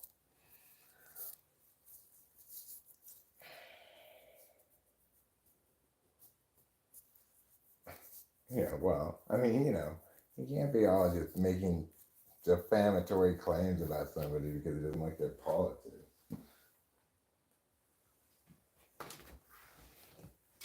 All right. What am I doing? What am I doing? Am I doing anything?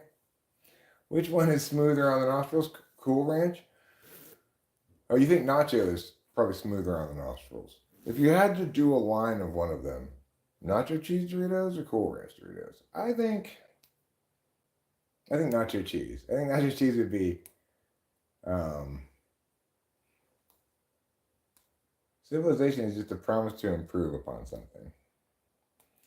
I mean, civilization is independence plus interconnectivity.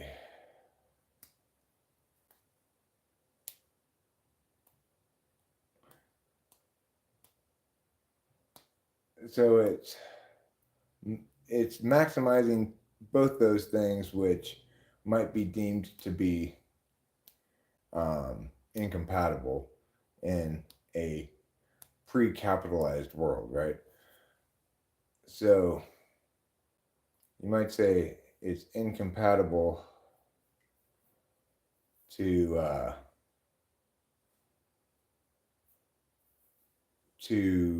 prioritize interconnectivity if you want to prioritize independence, because the more in a like certainly in a pre-digital capacity also, the extent to which people engaged with one another um, had a lot to do with the specific utility of like going to the store, going to the meow.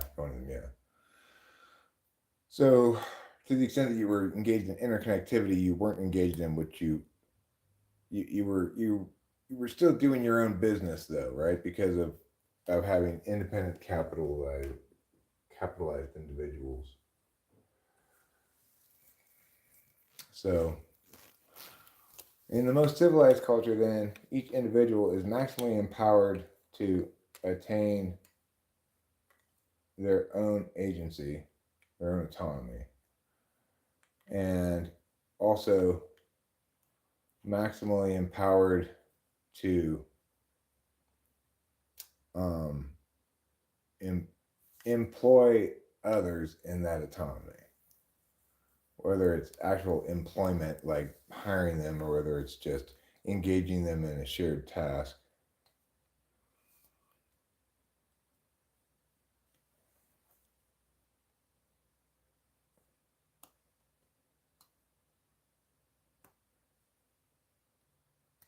As soon as that tried to get written on paper,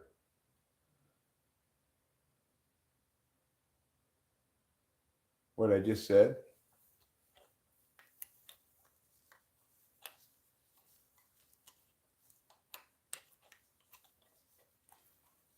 oh, it was a little muddled, perhaps.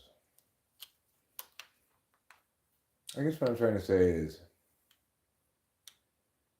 like, this is civilization because right now, we are each of us potentially doing our own things. Like, for example, I might start making food right now, but I'm still able to communicate with all of you. Each of you here is potentially at least able to communicate with me concurrently while doing your own things as well. So, that you would say is civilization. Because we're empowered to do something together while doing other things independently, provided the sort of things comprise the sort of things that one can multitask, of course. Like, it's easy enough to multitask talking and cooking for me. I guess you would call this more or less true multitasking, but it's also the case that I'm probably slowed down some while I'm talking. If I were to do it silently, I'd do it faster. I think I want fried rice.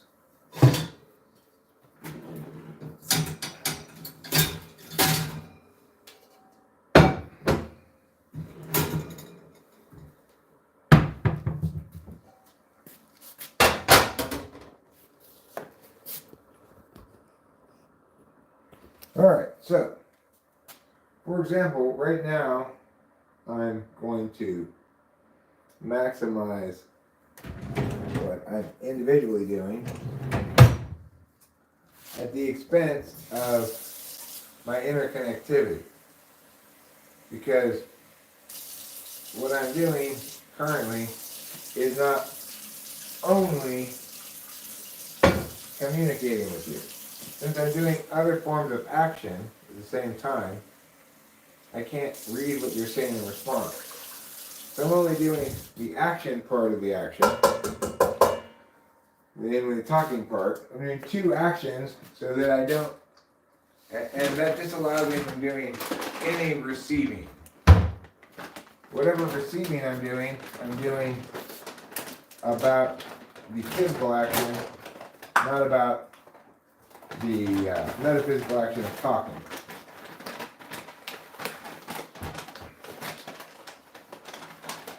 Still, you'll see that you have essentially two attentional slots that you can potentially fill with something.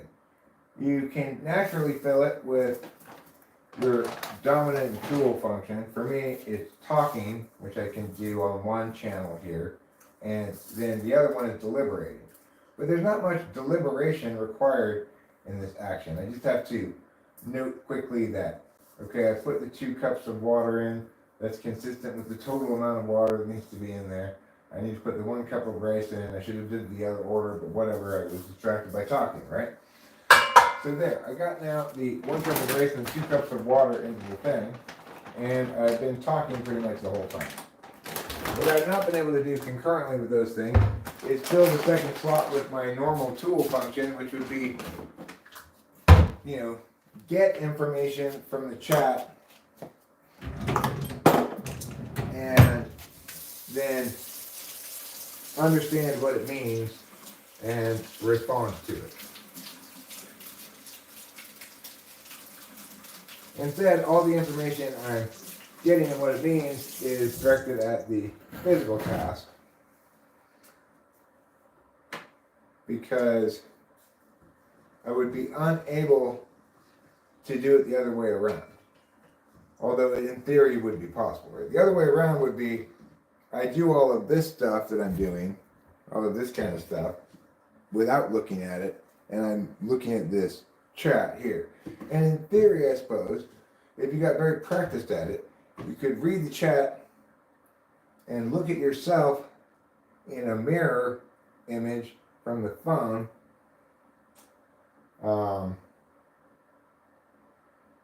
Yourself in a mirror image from the phone in order to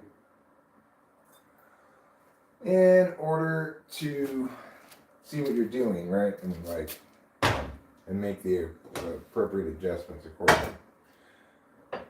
However, now we're going to put this rice on, and what we're going to do is a 9:23, I think this time. It's a 32-minute rice. That's based on the extent to which it was underdone last time at 8:22. I tried to add a minute on both ends of it. So on the front end of this, that's going to mean I'm going to turn this on to high. And then I'll turn this timer on to 1, 2, 3, 4, 5, 6, 7, 8, 9. Then I will just take a break now so I can do the other form of attention that I can direct my receiving / getting / parsing, my getting, receiving, interfacing stuff onto the other field, metaphysical rather than physical. Right there, I was splitting my attention to between the physical, putting information on the physical field, and putting information on the metaphysical field. I was concurrently, in between putting informations, I was getting and understanding information from the physical field as well, noting how much I put in, looking at it, making sure it looked right, etc. Right? But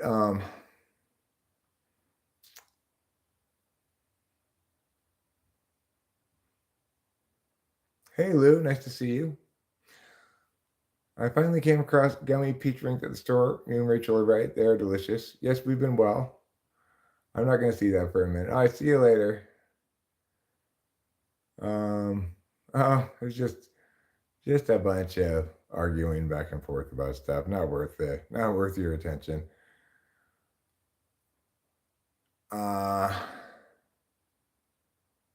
Maybe a hat could help, says Casey Jones. Maybe a hat could help. Do I need help with something? I might need help with a hat. Who knows?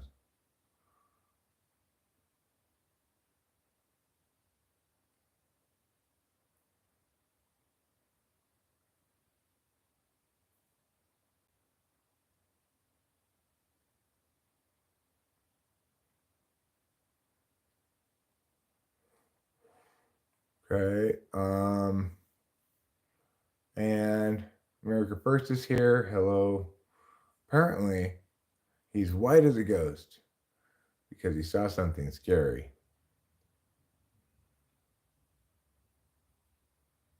Haribo gummy frogs are number one. Haribo is number one. 23 sports cars. My day is good. I will be live streaming for a little while longer, just until I think I finish making my lunch, and then I'll probably wrap it up uh, and do something else for a while. Do you know you can pause videos with the K key? You can go backwards, rewind with, and go forward with the L key. No, I did not know that. Have you heard of blue steak Doritos? I like them. I've never heard of them. I don't think they have them around here. Um, we have had the taco flavored Doritos. Those were pretty good, I guess. But I like your two kind of OG Dorito flavors. The real OG, which is nacho cheese, and then the other OG, which is Cool Ranch.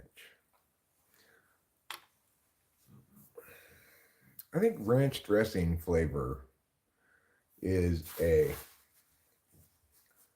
is an interesting addition to the world of flavor spectra. You want to change your answer to the classic nacho cheese? I don't know if they let you do that. You head back to the shed and such, Lou. Have a wonderful day. You know, help your plants grow, etc. They don't put enough Cool Ranch on the Cool Ranch? Hmm. But if they did, then Cool Ranch. Well, what do you think about the kids getting 2 bags of Cool Ranch, using one simply to sift the Cool Ranch off of the chips and pouring that onto the chips of the other one so they have double the Cool Ranch on them? Sure, it's going to require some chip sifting technology, perhaps.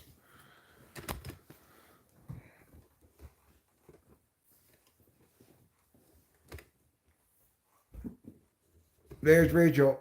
She's here. She's awake and she's queer and she wants to say hello to everyone.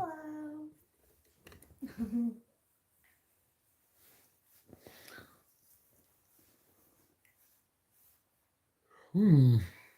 Toro was 1 for 1 on the day. The A's are up by 2 runs. Peace, Lou. You enjoy your um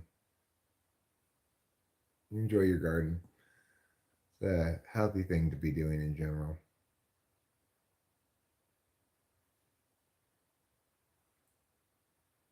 I think she said gardening shed. I think she said both, gardening and shed. I've been to her house. I know there's a shed out there. So I know what her backyard's like.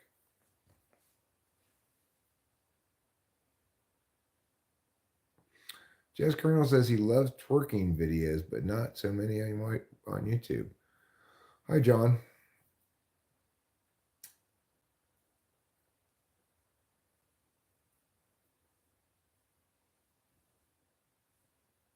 I mean, she's got a pretty cool shed back there. It's not really even a shed, it's more like a garage. But it doesn't, you couldn't park a car in there, so I'd call it a shed.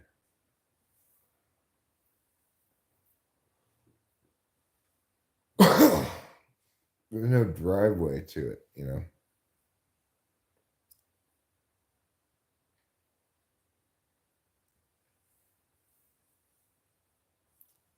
Did I create my own songs? Yeah, I've created plenty of my own songs. Would you like to hear one of them?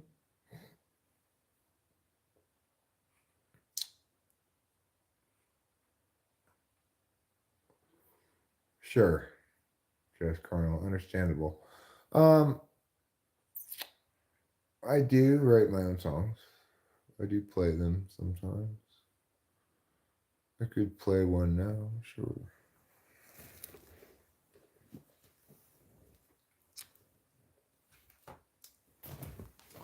Oh, well, hold on. Let me see what the time is here on this. This is going to ding in just 20 seconds. Then I need to turn the water down and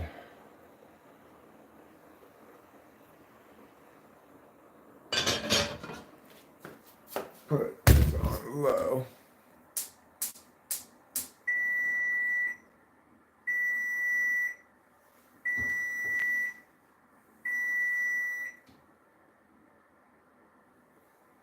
That seems about right. Now I'm going to put this for 23 minutes.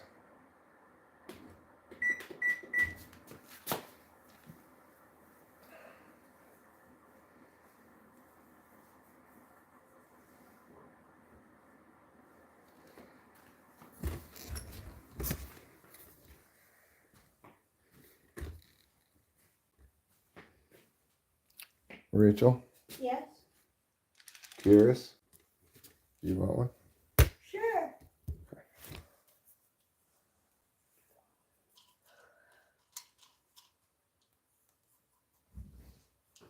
Oh, thank you. I love you so much. I love you so much. Well,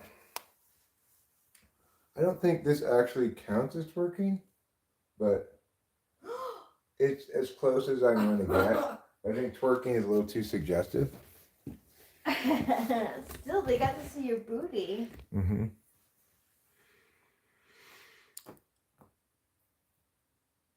Hi, No Name. How's it going? I'm assuming you're talking to me. You could be talking to Rachel. Either way. I did what you might call proto twerking. It's kind of the dance that preceded twerking. A gentle swaying back and forth. Yeah. Viewed from behind. Oh, gosh. Later on, some dance pioneers evolved that move into something that was originally called the twerk, then Generation 2, eventually the twerk.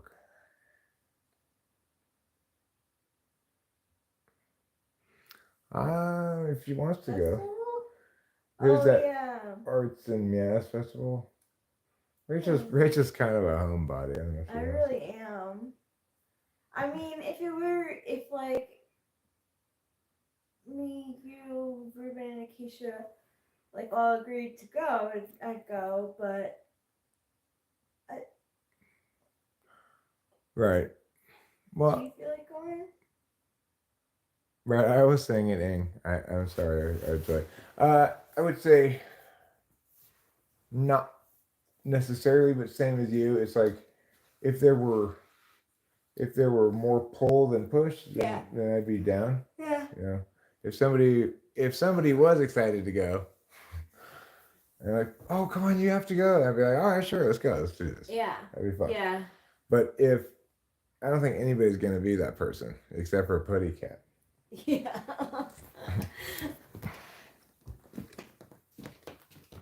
These cursed Astros. I dislike them so much. I wish that boy Klaus were here so that he could commiserate with me about how horrible the Astros are. Yeah. Is it coffee going? Yes. Oh, yeah. I forgot to even make myself a cup. That's fresh coffee. Yay. Thank you. Brand fresh coffee. As fresh as the morning dew. Heart, watermelon, watermelon, watermelon.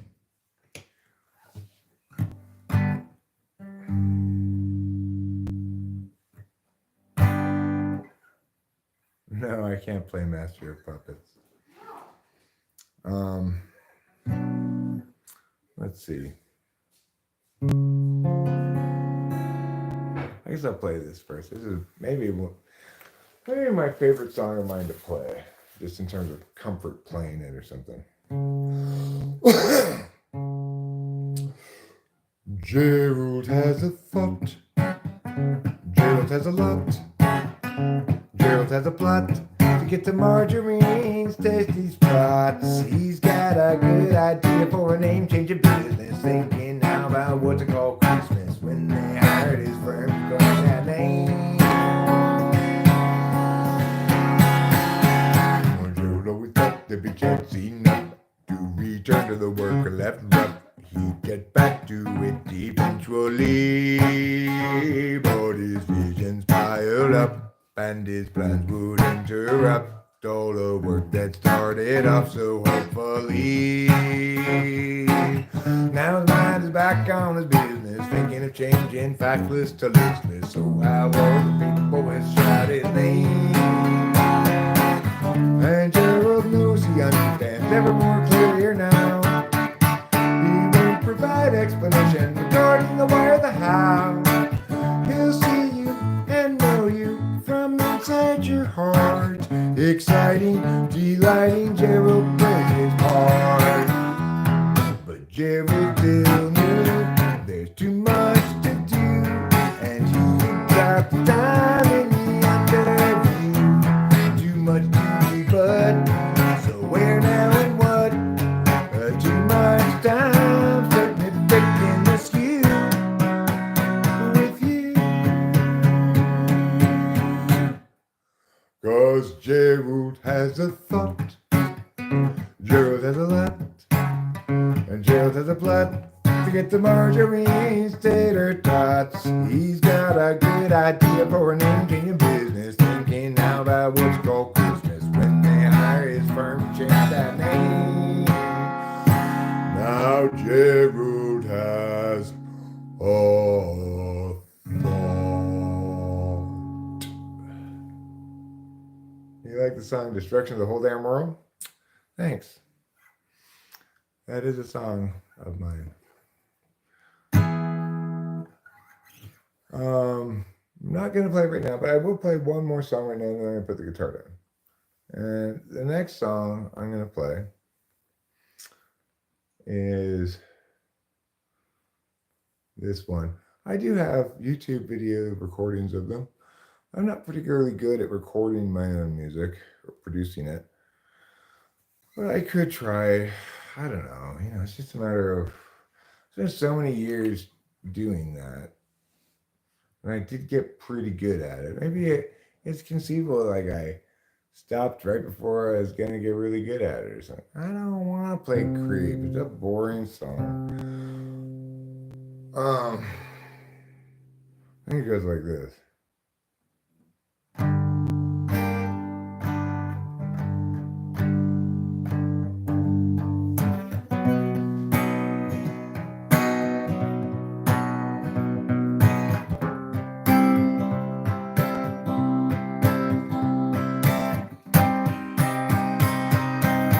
That's how it goes.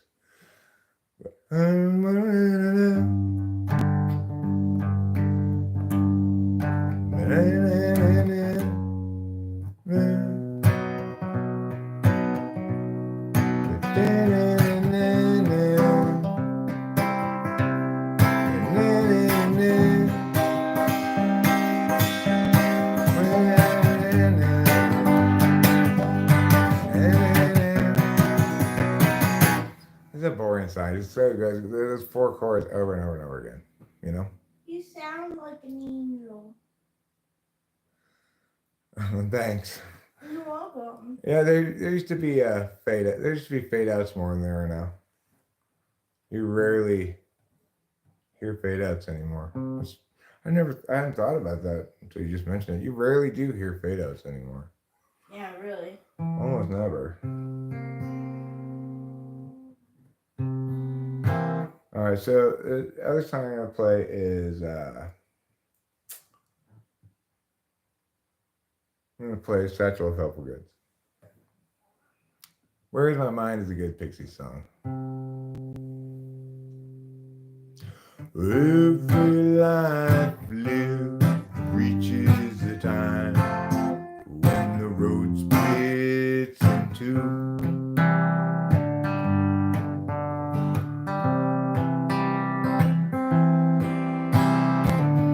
There are times, hard times, times of despair, times when it's hard, big and good.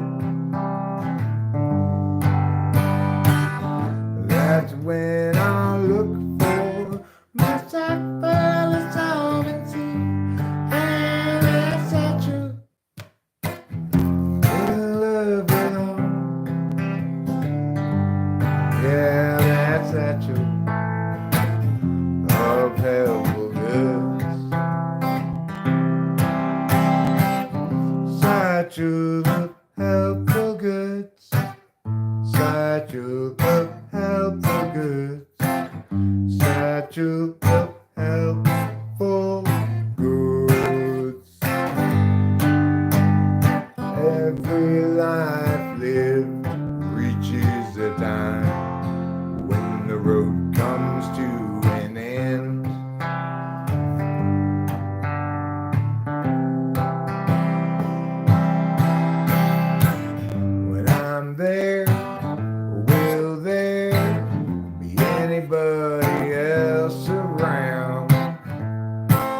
Well, I travel all alone. That's when I look for my sack full of salmon sea. And that's not true. Now nothing but bones. Yeah, that's satchel filled up with home. Satchel of helpful goods. Satchel of helpful goods. Satchel of helpful goods. Satchel of helpful goods. Satchel of helpful goods. Satchel of helpful goods.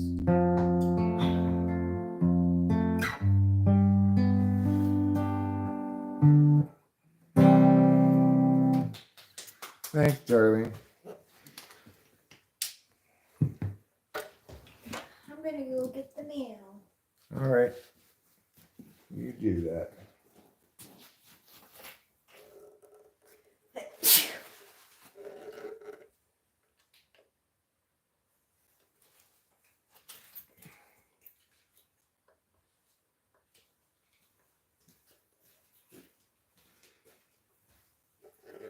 Who are you talking about? Me? I'm not being creepy, am I? I don't think so. What am I being creepy about?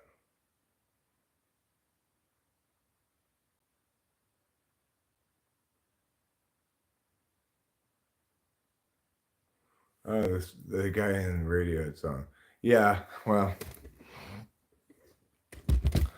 it's just like, I think it's just a overdone. It's a little overdone in its artistic expression of a certain vibe, a certain kind of vulnerability, right? You might call it vulnerability porn.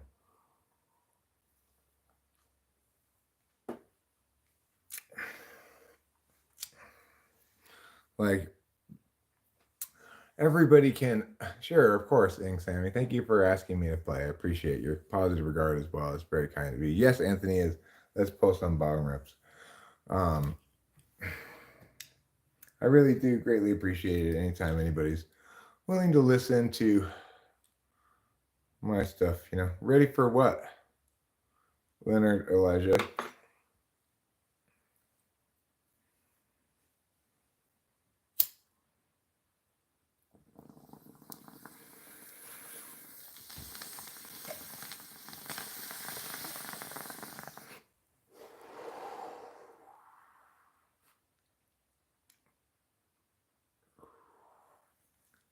Oh, I jumped the gun, I'm afraid, Anthony. That's okay.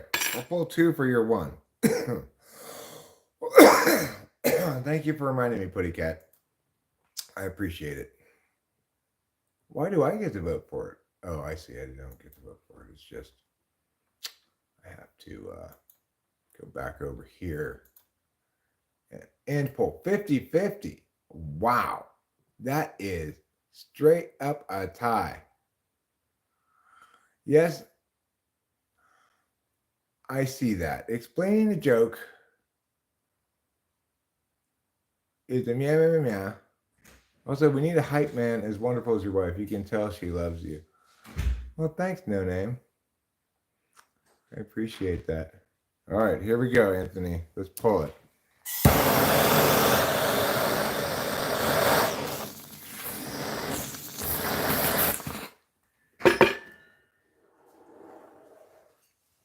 Oh, you can see my breath in here. It must be chilly.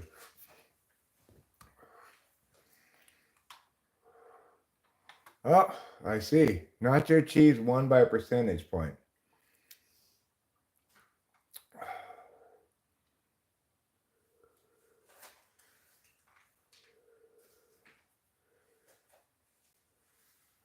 Yeah. No, I mean you're not wrong, no name. Executed well, not as I executed, but executing it well. It's I mean, it's a timeless, iconic song that people will be familiar with forever. It's called Satchel of Helpful Goods. No, man. What's in that package? Oh, it's my makeup. That it might be my hoodie. Don't think so? You got a hoodie? Remember? Not a full-size hoodie. No, I don't remember. That guy came and suggested I purchase this Woody hoodie. Oh yeah! I don't think it is a Ricky Jack. Maybe it is, you know.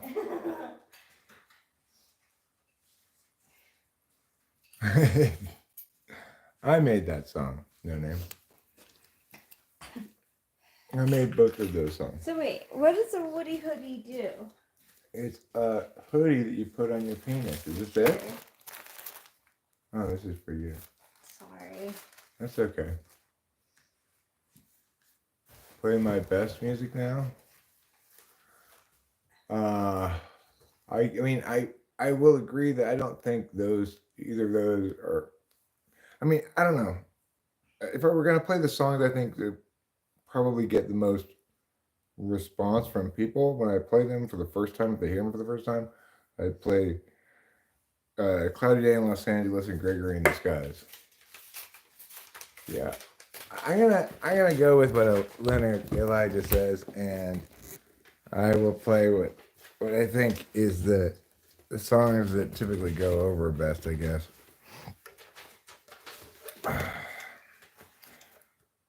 I'm not super in the guitar playing mood, really, but yeah, I'm not really sure why.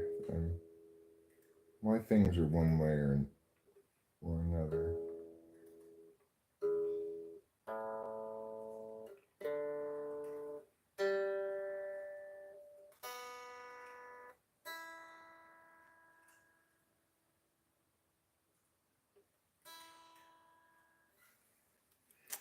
Okay.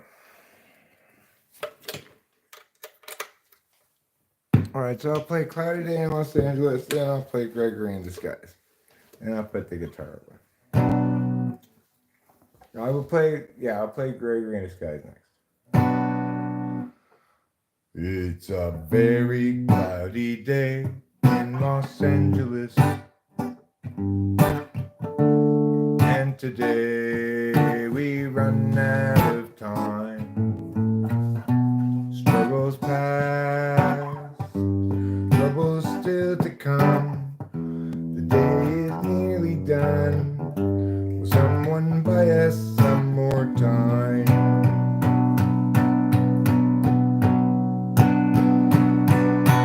Cloudy day in Los Angeles, cloudy day in LA. I'm no sort of evangelist, but I have something to say. Can you turn off the fire, please, Rachel?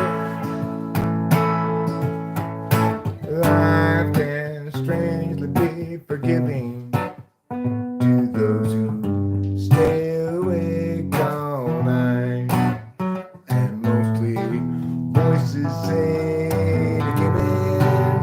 They'll try to snap your will to fight, but whether I'm supposed to be here or just be soon forgotten is sort of based on what I see here, and also on what I avoid. It's a very cloudy day in Los Angeles, and today we run out of time. Struggles past, troubles still to come. The day is nearly done. Will someone buy us some more time?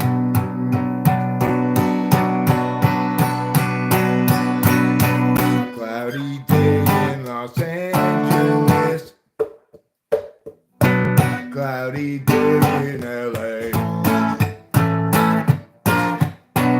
I'm no sort of evangelist, but I have something to say, something to say.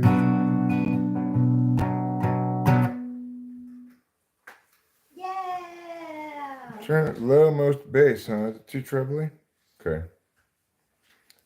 You know, I do have the treble and the mids turned down already some, but I don't hear what the mix sounds like on that end, obviously, so take your word for it. I'll answer that question after I play this song.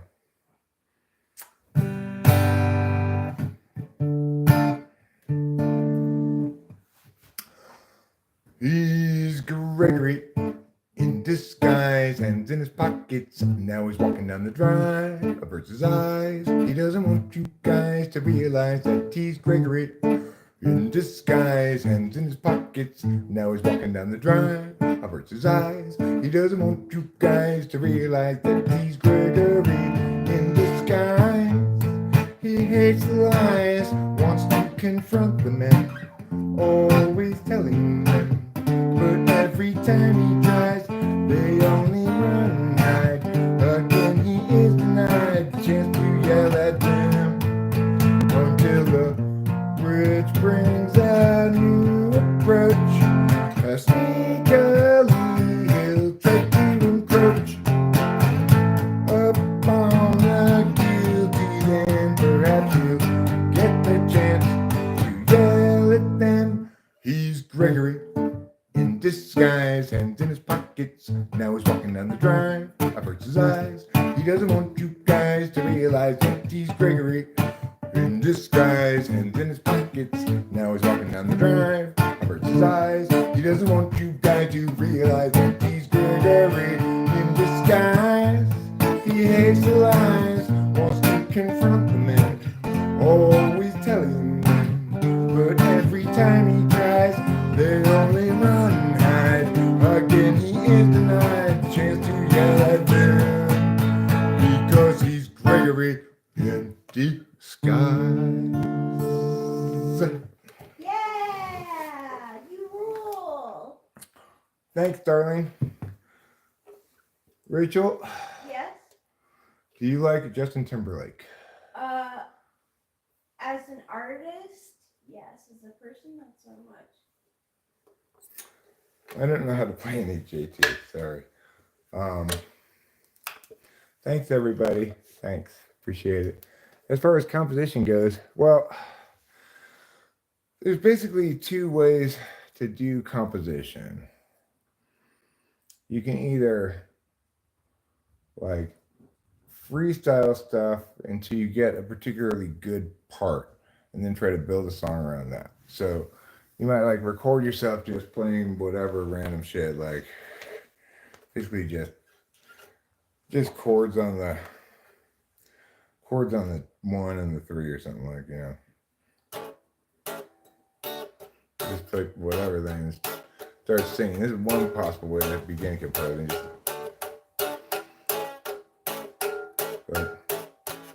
La la la la la, la la la la, da da da da, da da da da.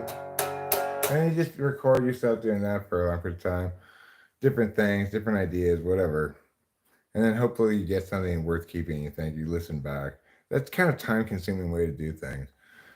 The other thing you could do is possibly make up a song just without any guitar or chords, like sign holders, be safe and wear your hard hats, bright green safety vest and modesty pants. Your sign says slow, but you wave me fast as your life and I confusedly drive past. That's a song I made up in the car, just singing. How did I do that part? I don't know how to do that exactly. I don't know how to explain how to do that at all. I mean, you can't force it. It just has to. You have to be somebody who sings stuff. As far as composing, what beside, like, let's say you start with a good part of something. Well, for me, let's pretend like this were the good part. This is not a good part. Let's pretend it is. Okay. And this here is the good part. Then you have to figure out what goes into that good part. That's not obviously a good part, but pretending it were a good part. And it sounded like this.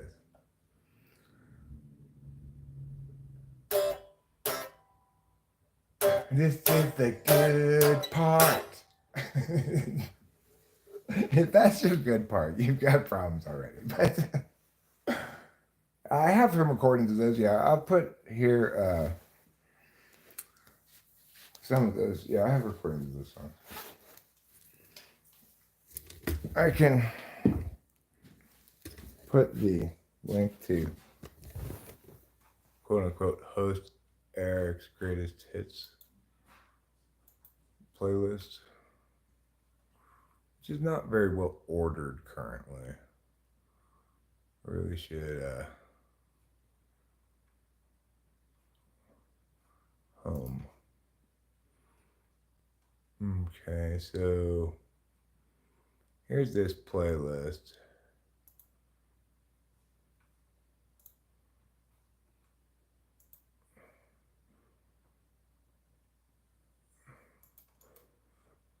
Copy, copy, copy, copy, copy, cop. Here you go. Hopefully you find a couple things there you enjoy. That'd be great. I'd appreciate it very much. You know, I gave up on. It's like any sane person, I gave up on anybody caring about my music a long time ago.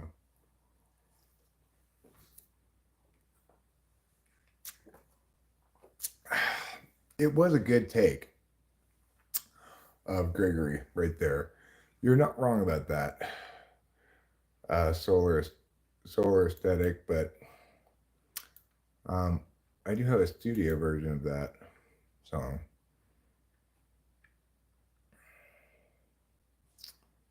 That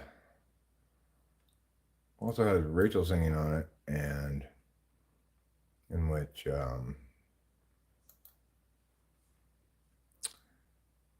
which we have a fun video too.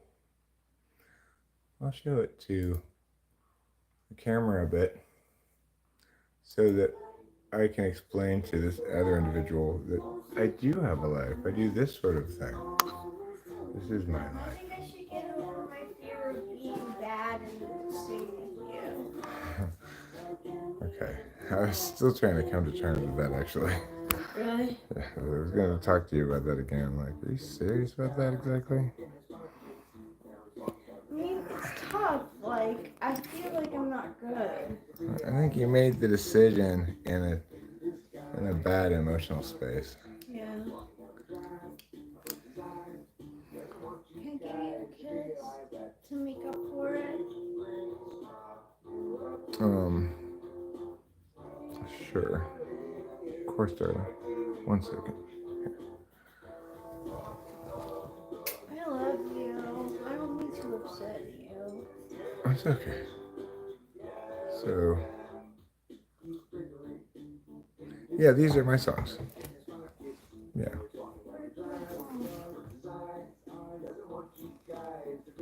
And then Rachel and I made this video. She had shorter hair back then. Now she's a long-haired hippie. Yeah.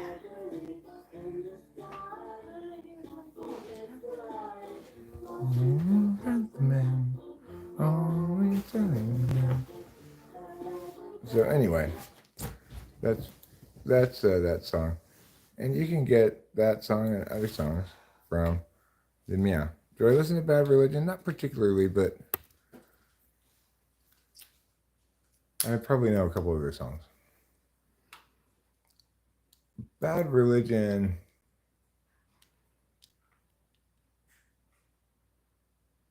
is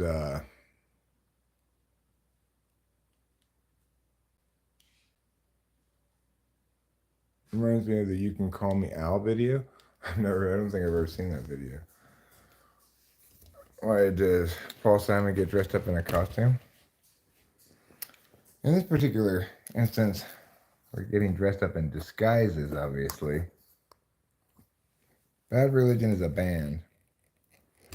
It's a band, it's like a semi-punk, semi-rock band. I do not know what Rachel's doing there. It sounds like she's making tortillas or something. Rachel. No, I'm not, darling. Rachel got me drinks. Is that what you're saying? Why do I do live streams? I don't know, really. It's hard to say. Usually just because I'm tired of doing whatever else I was doing before. Like, in this instance, sometimes it helps me to do chores. Sometimes I just figure if I'm going to do chores, I might as well live stream at the same time. When I watch YouTube, I mostly watch Call of Duty, NFL, Nick Boys, Joe Rogan Experience, talking with famous people. One of the songs I played gave you Bad Religion vibe. Well, that's conceivable. I don't know which one it would be. I mean, all the songs I played are fairly songwriting songs. Am I in love, bruv? I am in love with my beloved wife, Rachel. Oh, Gregory in Disguise is Bad Religion-esque. Okay. So when I watch YouTube, I mostly watch like what lurks beneath, scary, interesting, unsolved mystery, paranormal, whatever, that kind of stuff, you know. And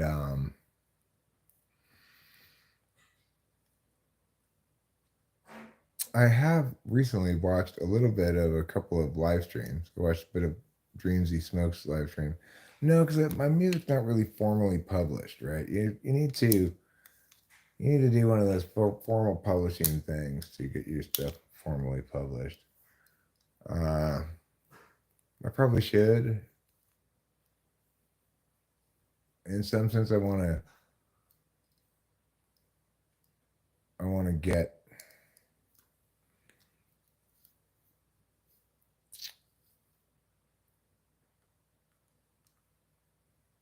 Muggity. Anyway. Yeah, I watch a lot of different things. I go through different phases, you know. But I normally don't watch a ton of YouTube. I'll watch Crunchyroll's like my first viewing destination. Well, I appreciate the affirmation. You know what I mean? I will, you know, I plan to at some point, you know, publish my music. I don't know what Ruben and Akeisha are up to today. I have not communicated with them at all.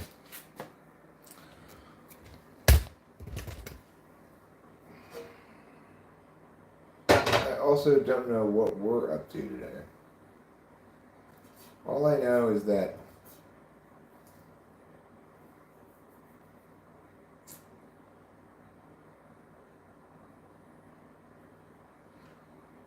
I don't really know anything. I don't feel confident saying I know meow even. Like I can't think of any particular meow that I feel confident that I know that meow will comprise this afternoon and evening's meow. I just don't know. And maybe we'll never know. Except we have to know in order to make it. I've got soy sauce, I've got garlic.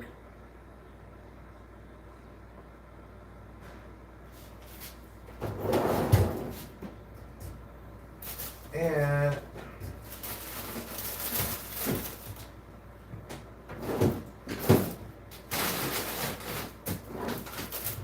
you want sausage or chicken fried rice?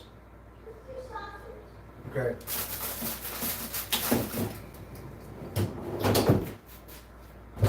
I like it when Rachel answers that question.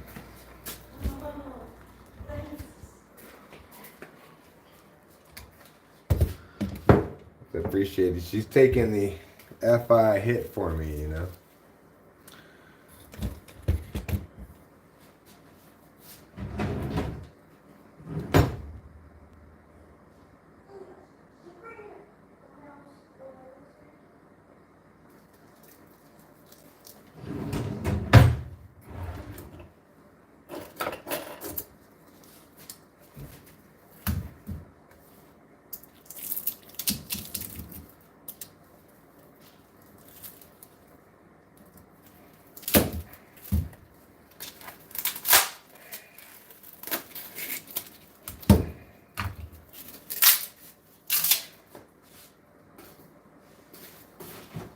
Okay.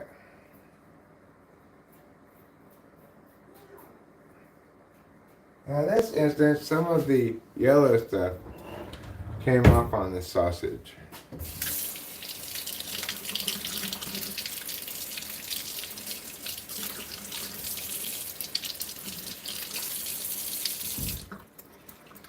Alright, sausage goes here.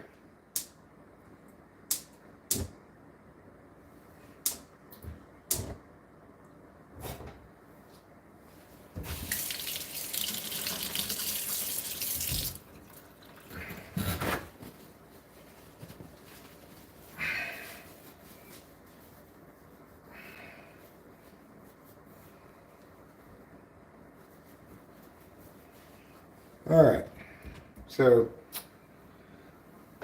now we're cooking the sausage here. And in order to cook this sausage, obviously, we're going to have to become very special ladies.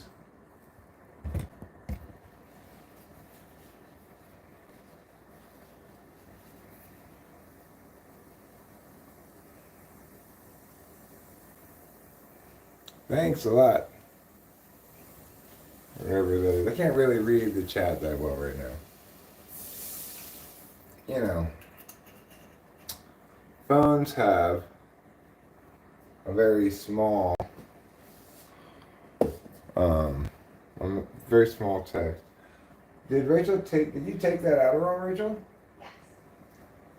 So, you know what I want Rachel to take an Adderall? This would just be our little secret. It's because I like to watch her play Road Rash. I was just thinking that. I know she's gonna tweak out on it.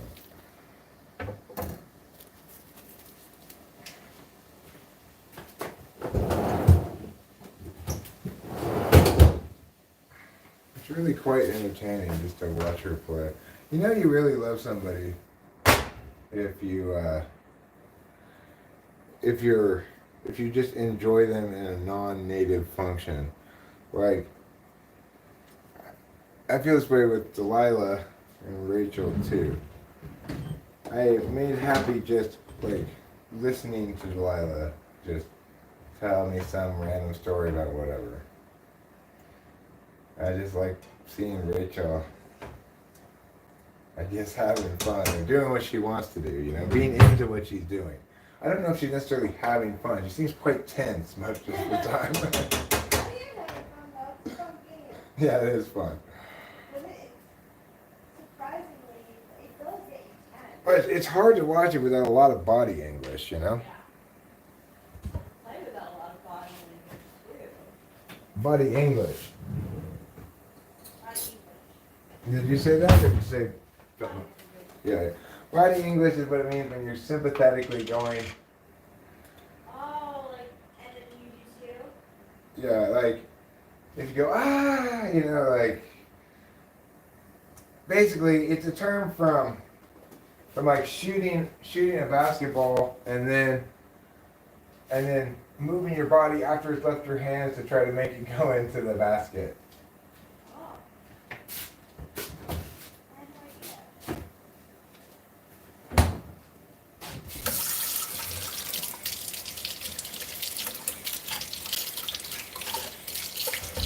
All right, so we're gonna have to fry up this sausage like nobody's ever fried a sausage before.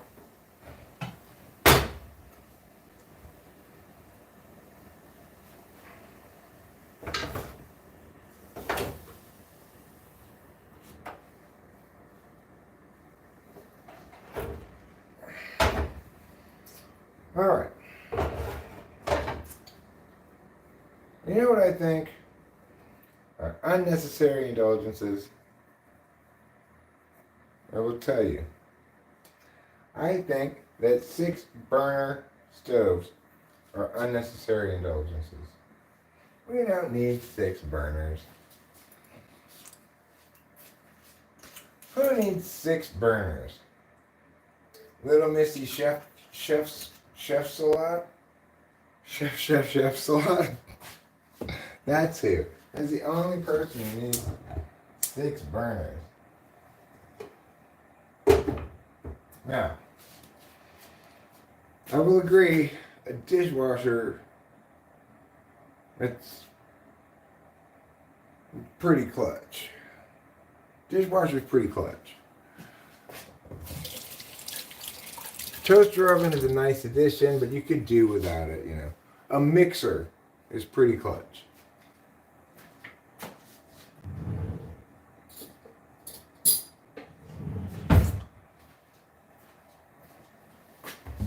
I'm gonna get myself a cup of coffee. Would you guys like one? Would you like me to get you a cup of coffee as well? It's the time for a coffee. Is that garlic? Yes, I did put some garlic in there. Some minced garlic. It's the best kind of garlic to get. They pre-mince it and put it in a jar for you. It saves you a lot of time that you would otherwise waste dealing with actual garlic cloves. It's like, what am I, the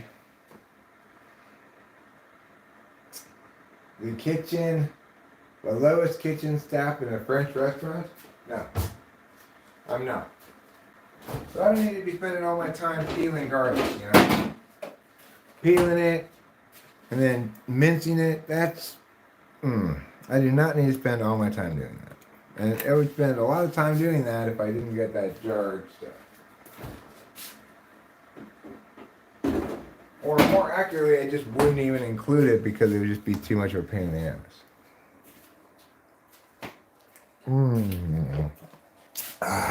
That's pretty good coffee. Even though I don't have any coffee creamer, which I desperately need. One thing I really needed, I forgot to tell Ruben to get yesterday. Coffee creamer. History's #1 coffee creaming invention. Powdered coffee creamer.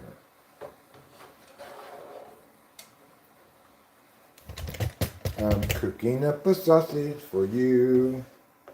No ordinary sausage will do. Alright, so obviously we want this to defrost and cook as quickly as possible because unlike usual, I didn't start this part at the same time I finished the rice starting part, you know, that I normally would do. So I'm just gonna chop this into meat-sized pieces. And then cut each of those like that.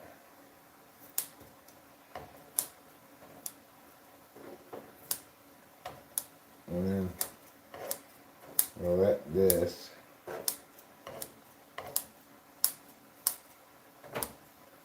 let all of this cook for a bit.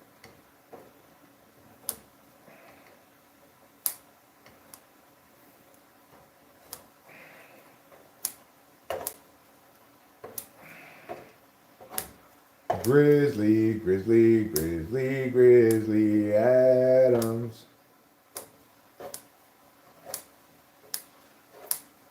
Horrible horrors of horror. I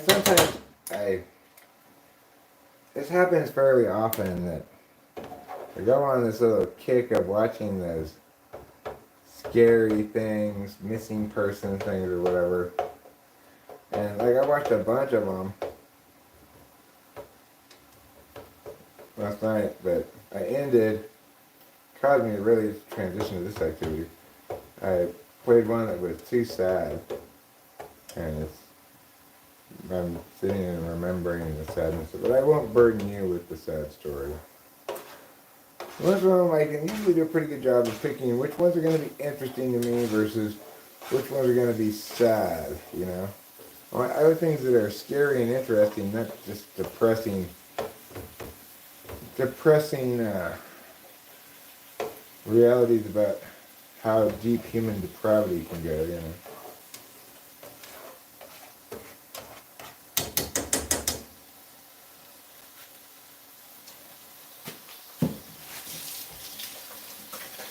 Maybe that experience will influence me to be a little more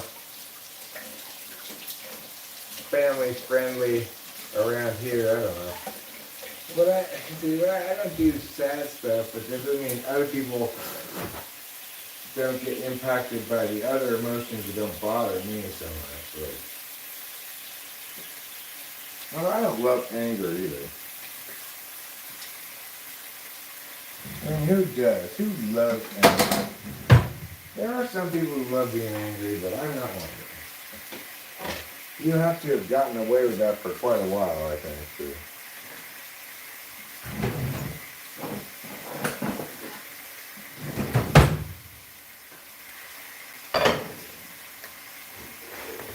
Alright, let's see if this rice came out better at what we call 32-minute rice, I believe. Yes. This is much better. This is properly done. So this kind of rice takes a little longer than that jasmine rice to cook.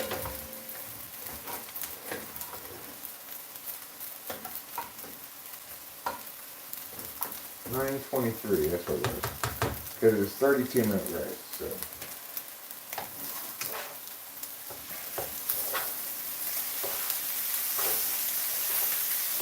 Alright, now we're going to add a bit of a special treat to this fried rice because we have it.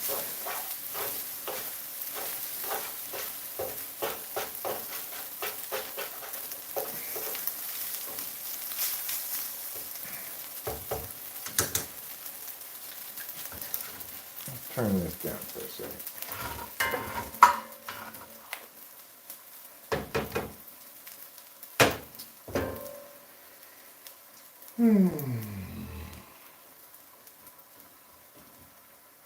All right.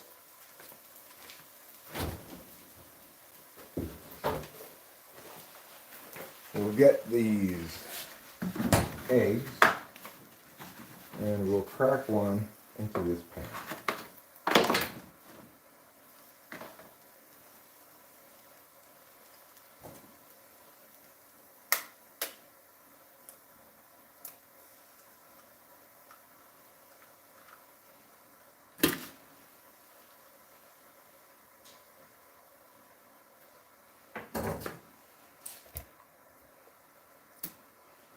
And put the fire back on.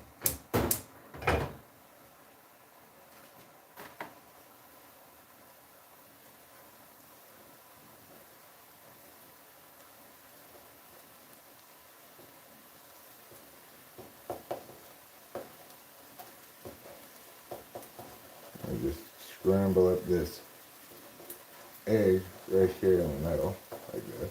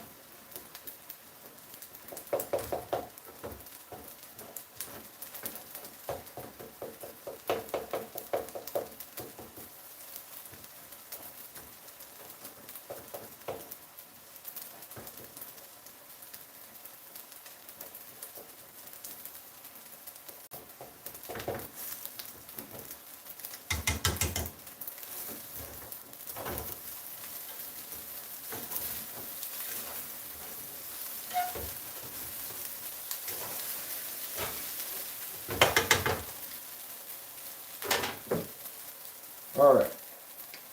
Put a little soy sauce in here. Mix it around.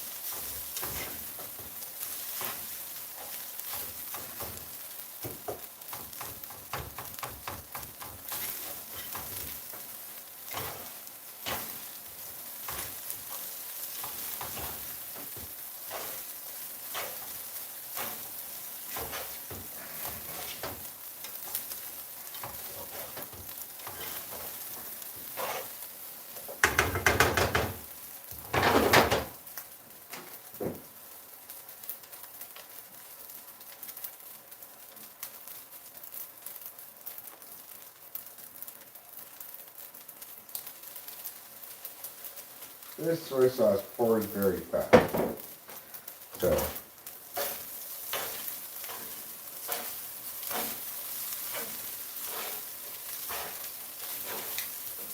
the nice thing is, because the rice was properly cooked in the first place instead of undercooked, I don't have to cook it for as long in the pan. This should be just about done. But I do want to put this right here at the end. A dash of this.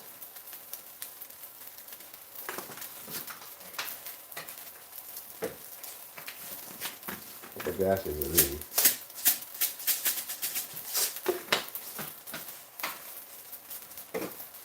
A bit of pepper.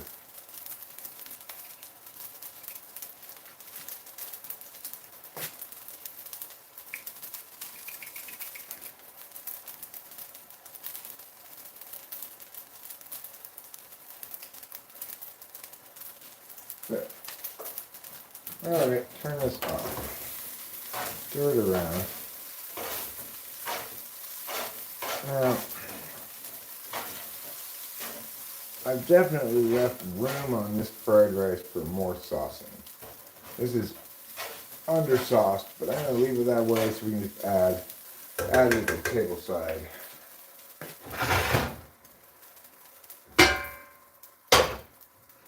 I'm going to use this to scoop it in conjunction with this other thing.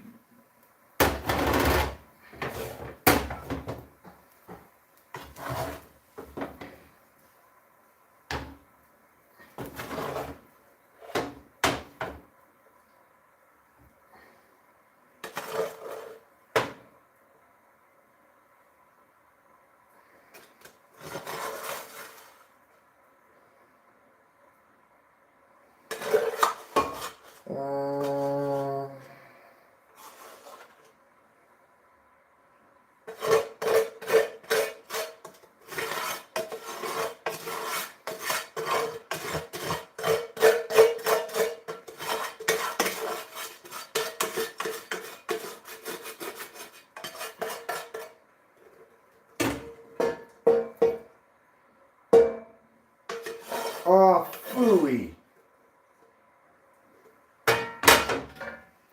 That's what kids in the olden days used to say. Oh, phooey.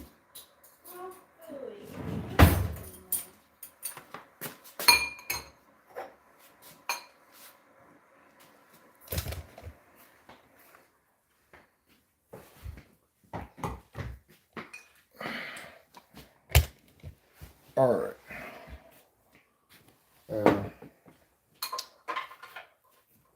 I'm going to guess that Rachel's not going to find herself especially hungry. But hopefully she tries to eat a little bit. Because you still need to eat even if you're not that hungry. And you're on a little something around with ssuartscire. I'm gonna follow you with that.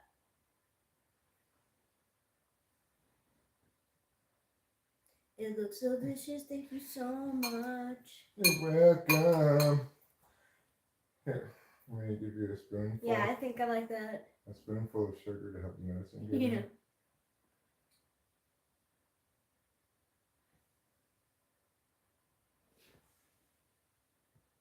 Unless you want to do it. You got it? Yeah.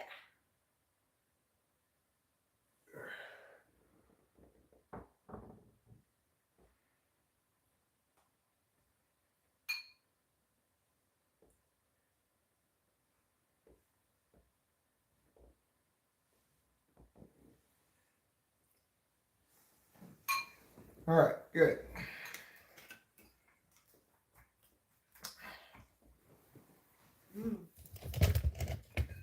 Delicious. Neil's brain thought this was Corey Kinchin's new post. I don't know who Corey Kinchin is. Alaska is watching again. Thanks, Sean Wills. Welcome to California from Alaska. And I hope you're having a delightfully good day, filled with joy and wonder inside of your heart, etc.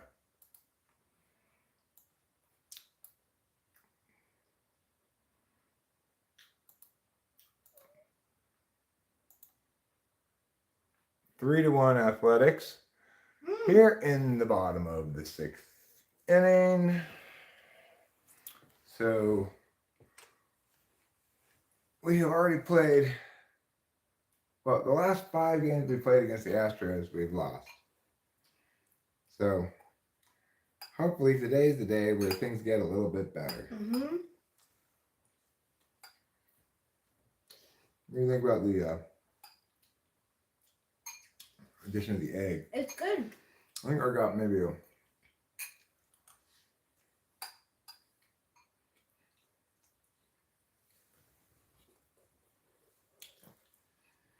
it's a little over seasoned. Well,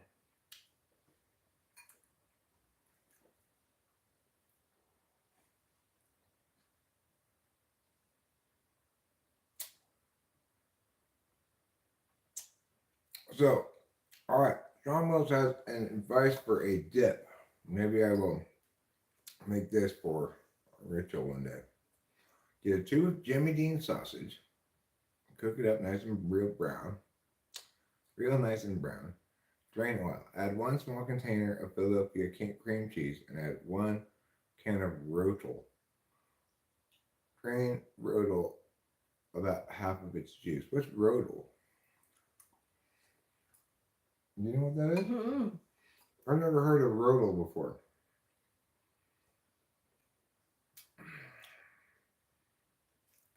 I don't know if you're still here or not, but let me look it up.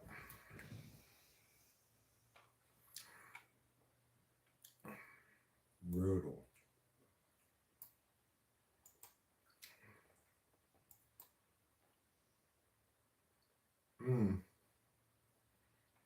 I see.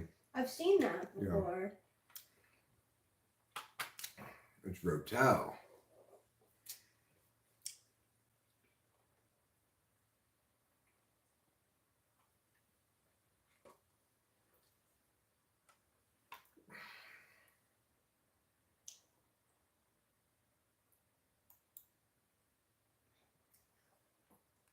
It's also a high-end consumer audio company that makes speakers and stuff. All right.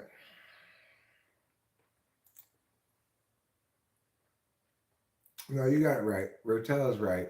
It was a specific brand of diced tomatoes and peppers.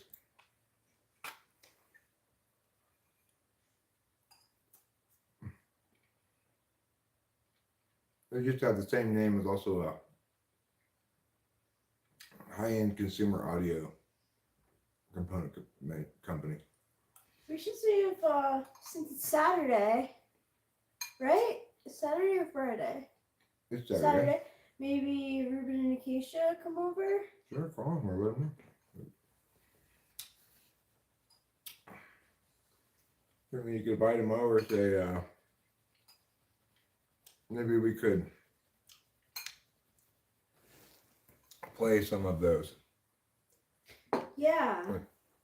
TV games or whatever you call them. That Ruben had. There's even one I noticed on Netflix that we could try out, in theory. Yeah.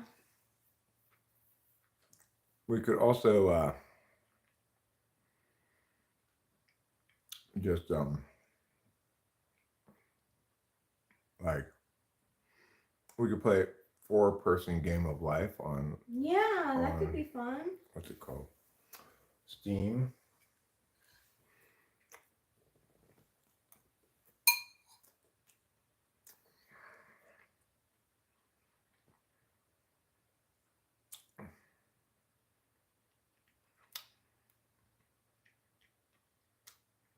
I'm sorry to hear that, DJ.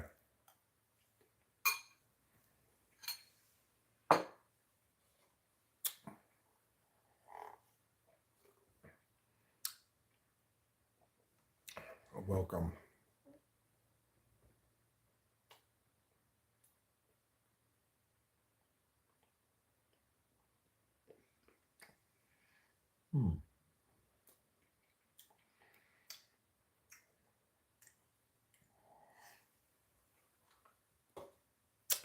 I'm assuming you're talking about yourself and not me, because if they were making a joke about me, I would assume you would say I'm older than 44. And normally people don't underestimate my age. So that's why I did consider the possibility that it was directed like as a joke about me, but I thought, no, nobody would underestimate my age like that.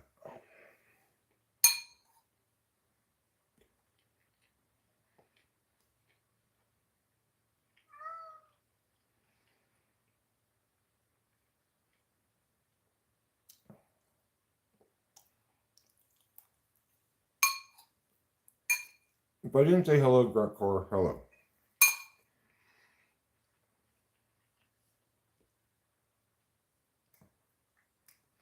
I bet.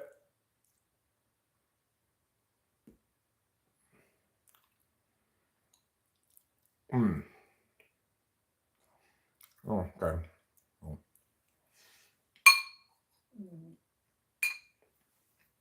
I'm assuming that's also a joke, Broccoli Todd. Did you really have an anal bleaching job? I don't think so, Broccoli Todd.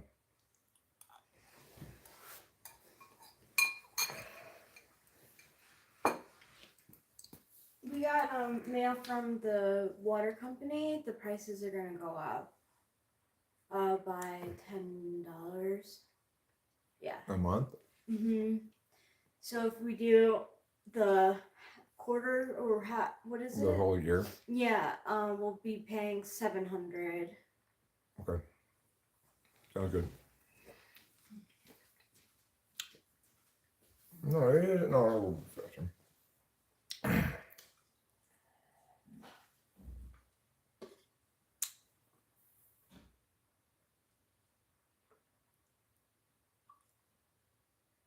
No, I did not hear that, Sean Willis.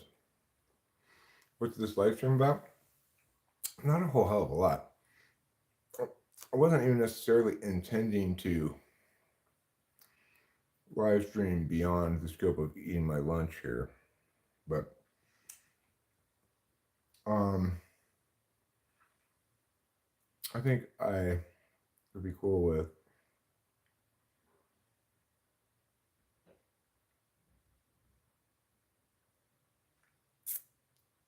possibly live streaming Rachel playing Road Rat for a bit. It's not the most popular thing we do around here, but I enjoy watching her play Road Rat. I'm glad to hear it, Sean Willis.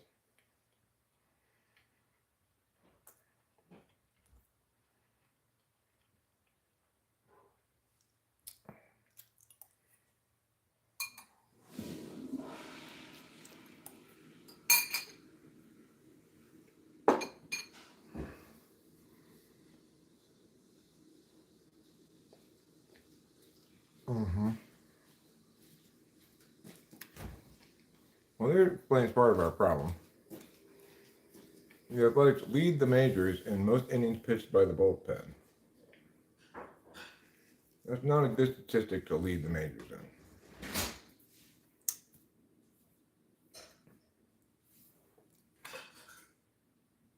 I'm in California. California, I'm coming home. I'm going to see the folks I did.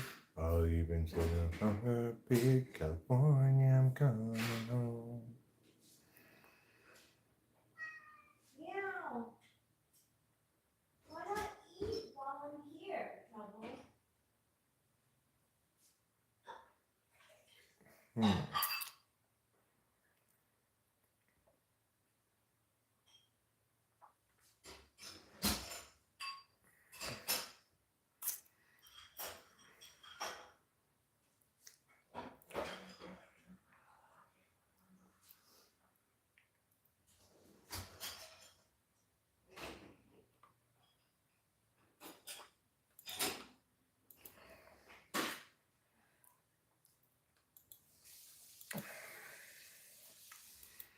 Okay.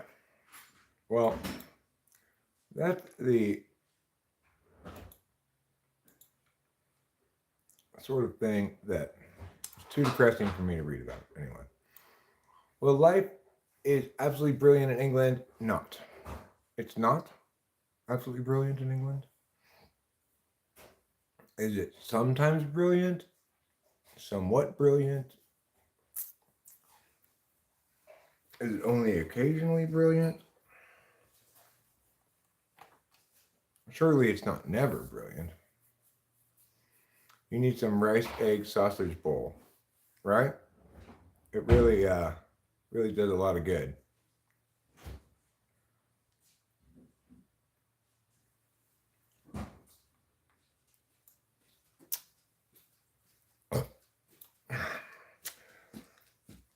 Bob's your uncle. I'm going to get my coffee. Be right back. And then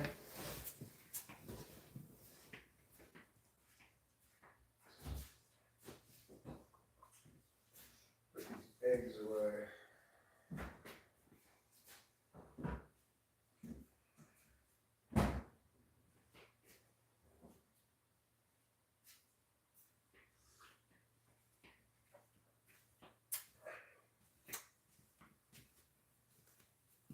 Bob's my uncle, Fanny's me aunt. Across the pond. Alright. Lamb lollipops and risotto. Fancy. Yeah, that is fancy. I don't want any Doritos. Rachel wants Doritos, she can get Doritos. I'm hungry right now. Oh, she's not even hungry right now. No, so. I just ate. She just ate. She didn't want any Doritos. Life isn't brilliant anywhere. That's life. Well, I mean, life's pretty good right now with us, I think. I feel. She's right next to me. Yeah, I'm right here. I feel like. Sloppy and I feel sloppy. Okay, well then I won't point the camera at you if you don't want me to. It's okay, I don't mind. I'm just. You're just comfortable. Yeah, I couldn't decide on what to wear. It's crazy. Like, I got up and like I could have easily slept for like another hour, and I don't want to do that. Like, well, I tried to sleep in as late as I could today.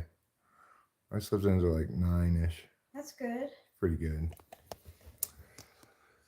I feel bad that we have like opposite. Well, okay. I feel bad that we have opposite sort of schedules, but at the same time, even though we do, there are several hours where we are together and up. Yeah, I mean, I'd say we spend more time together than most people. Yeah. It's just yesterday wasn't that way for you because of the Adderall cycle, more or less. Yeah, Additionally, I didn't take any. It was like 2 days where I didn't have any. So it was like my body was like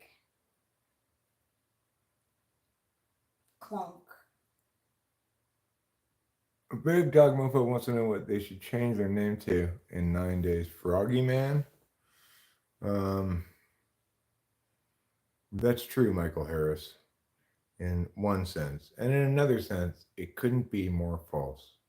There are, in fact, 15 famous people here right now, including you. Do I have marijuana? You know, I do smoke marijuana occasionally, but it's fine. It's fine. It's fine. It's like not even illegal anymore. Don't take that Adderall. Why not? What else are we gonna do with it?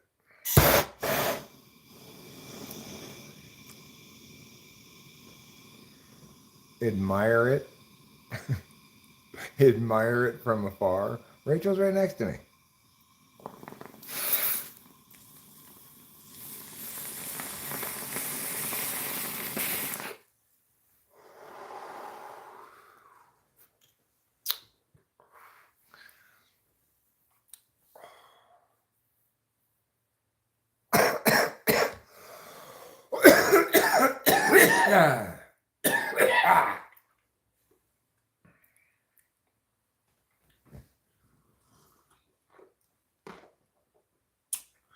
No, it's an amphetamine.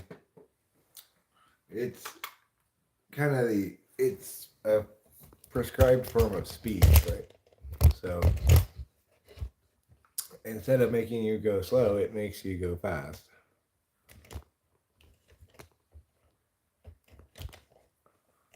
Oh yeah, Xanax and other benzos are bad.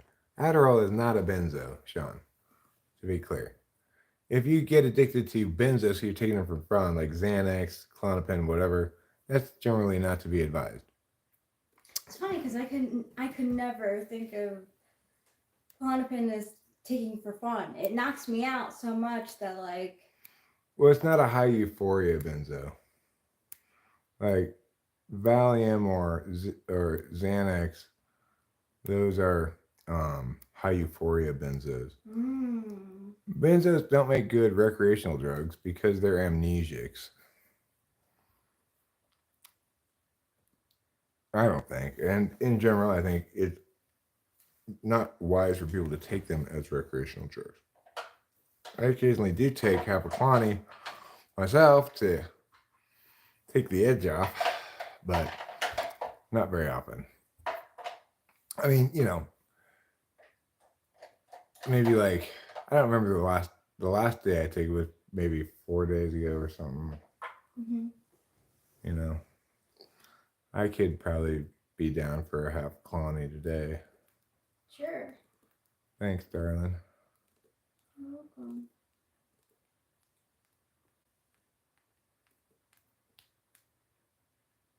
And if you decide you'd like to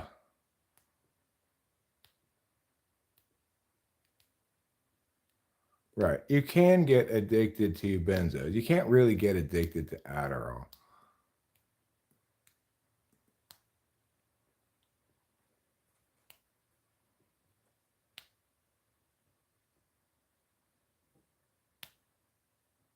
You used to take loads of Valium and drank, didn't know what you're doing. Yeah.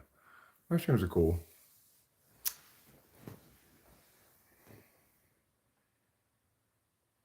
Big Dog Muffo says, I remember 14 years ago when I stopped Daddy, I slept for a week. Well, yeah, that's if you take it continually over time, you kind of need a sleepy week to recoup or a sleepy meow.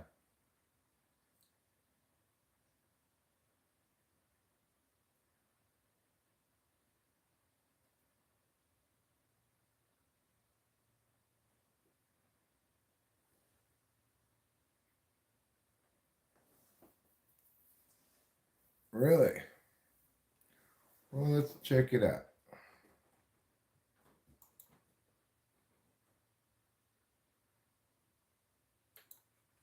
Okay, so Ruben said that would be awesome. Yeah, that's a yeah from me and a tentative yeah from Acacia, depending how she's feeling. So we could expect Ruben. Okay, cool.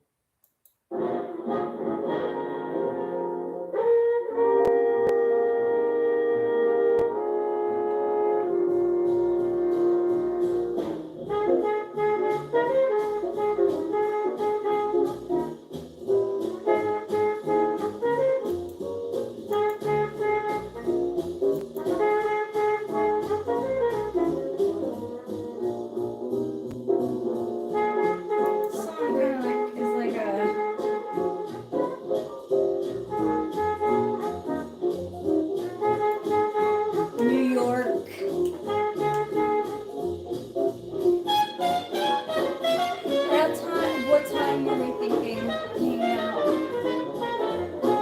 Whenever. Like I'd say,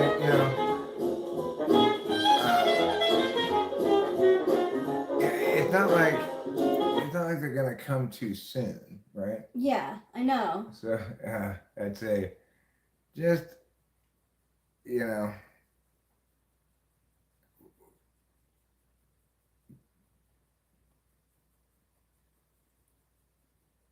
any time from now to until this evening. I don't know how to respond to that question. Okay. Is, Anytime this evening. yeah. Here's the thing, Ruth. What I think about that is, yeah, it's fantastic. It's a fantastic example of what it is, right? And and if you're using stuff, if music is purely instrumental in some other medium for you, like if you're making a movie or something, you're trying to have background music for your live stream, let's say, and you want it to be like cool coffee shop jazz and shit like that, you can make those things left and right. That'd be fantastic, for that purpose. There's a lot of things for which it's fantastic for its purpose. It allows anybody to instead of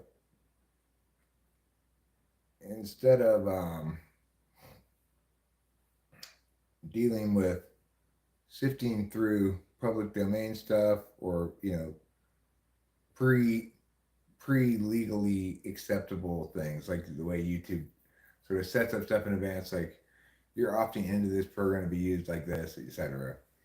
Um, then people can just generate what they're looking for in that app. It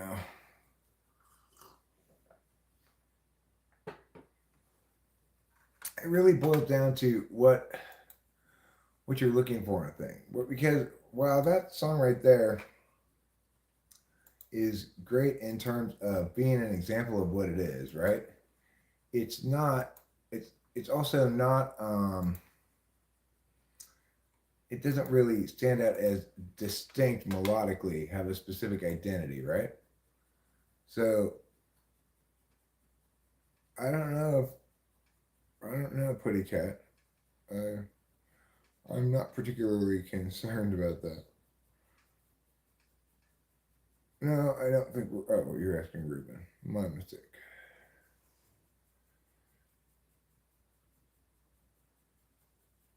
If Ruben and Acacia want, they could.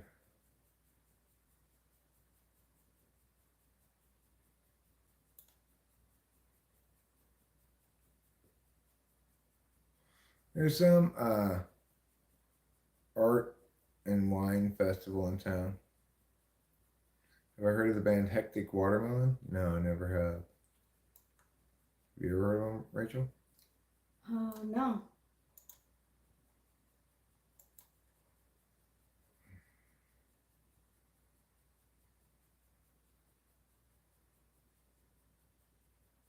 Post Zappa Commando Fusion Band.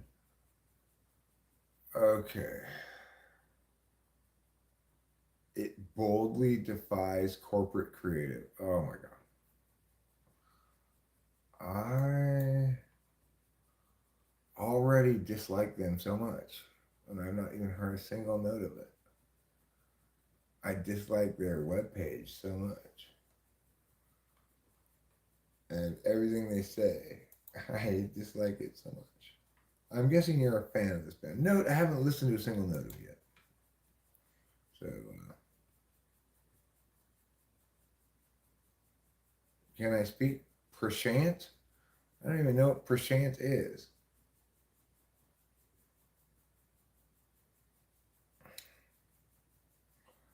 When I see that band, I think, ew, ENFP stuff. Like, I don't even know what ENFP stuff is. This. Oh, yeah. What's he doing? Playing a violin or something?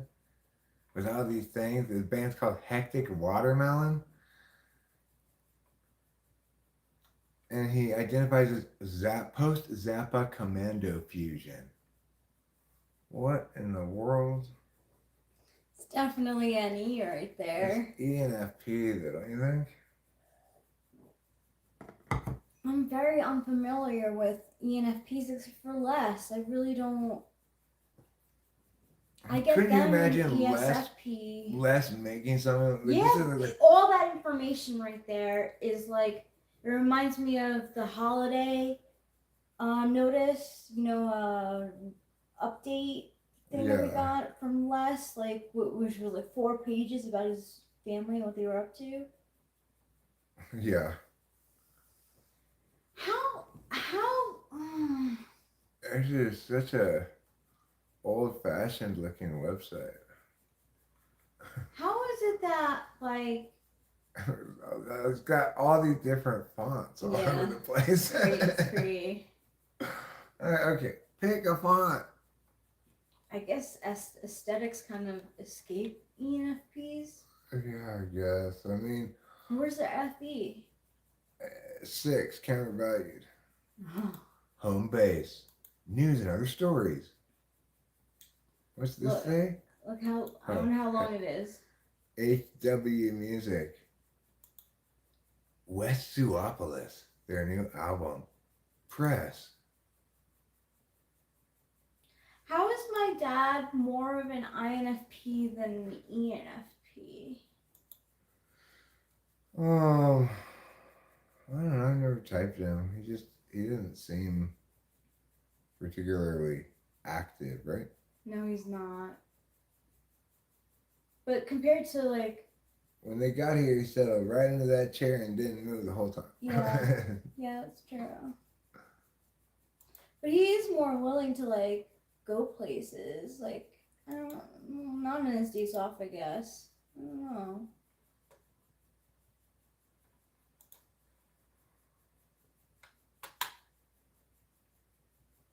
Yeah, He is. ENFP is like, let's dye our pubes purple and let ourselves be carried by the wind. It's a good way to describe them.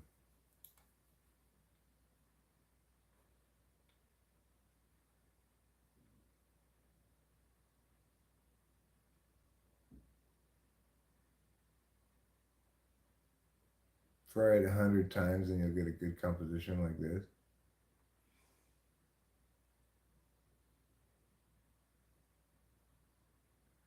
Not a fan. My high school English teacher is in the band. He was an ex-Navy SEAL too. Horrible.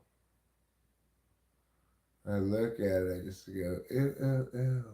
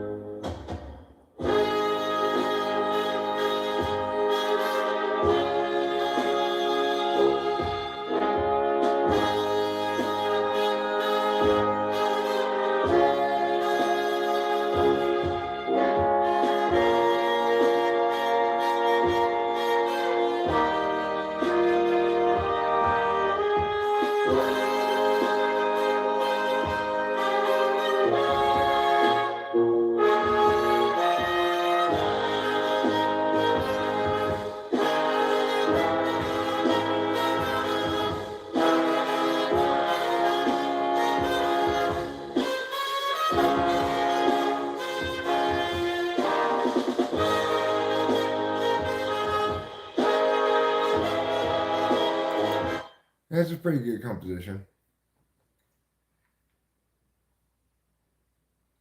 I mean, it's a little horny for me, but I mean, this is where it is now, right? I get what you're saying.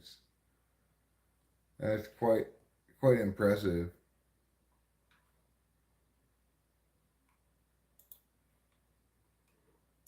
It turns the act of being a creator into one of selecting things, you know?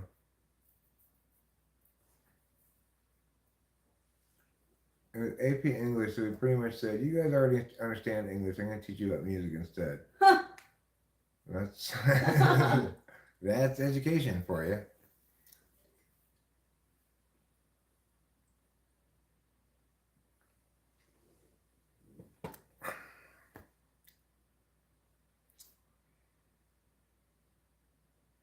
Oh hell, what are we watching?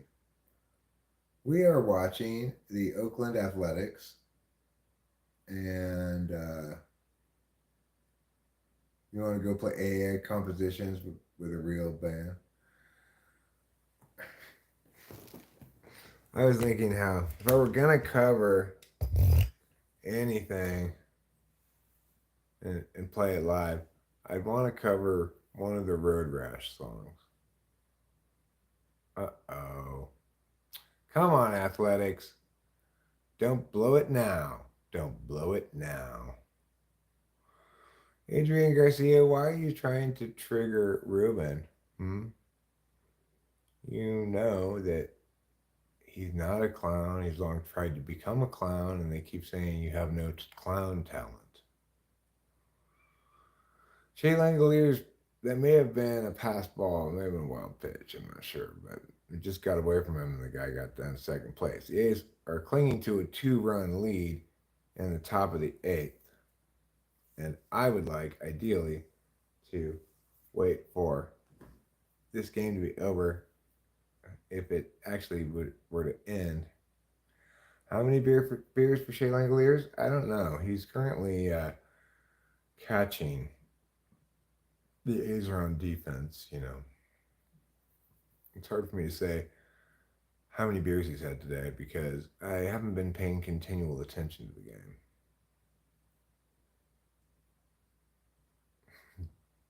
That'd be fun, huh? A Road Rash cover.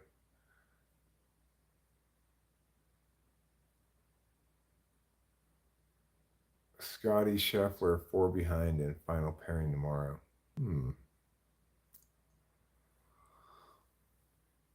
I hope it's Scheffler versus Schauffele.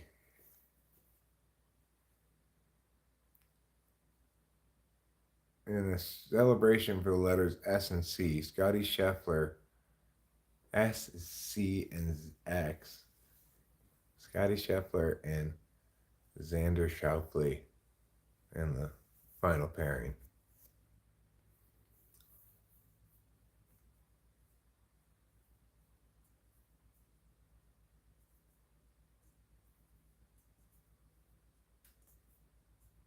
Okay, so good job getting the first out of the inning. Now there's a pitching change. Oh, it's that dog.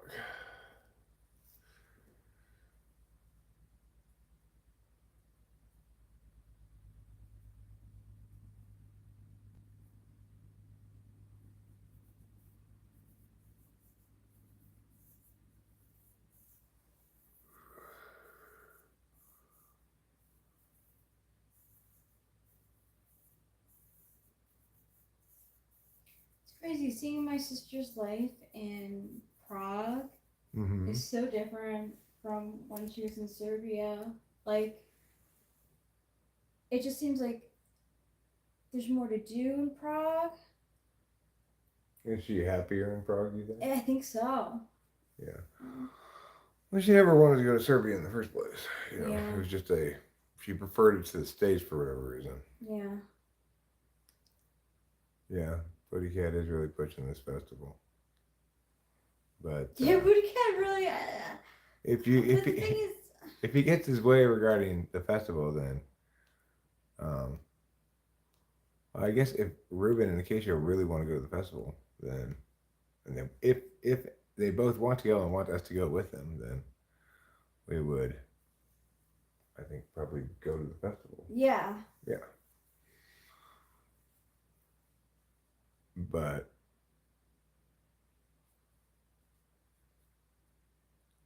you know,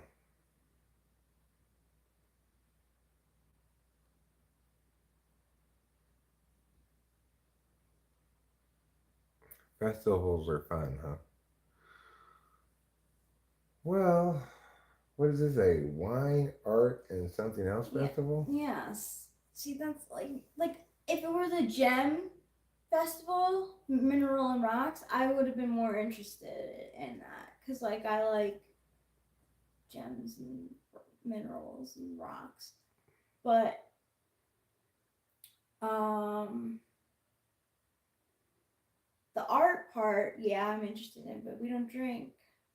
It's like it makes it a little bit less fun because you know you would have more fun if you were drunk. Right. Yeah, I mean,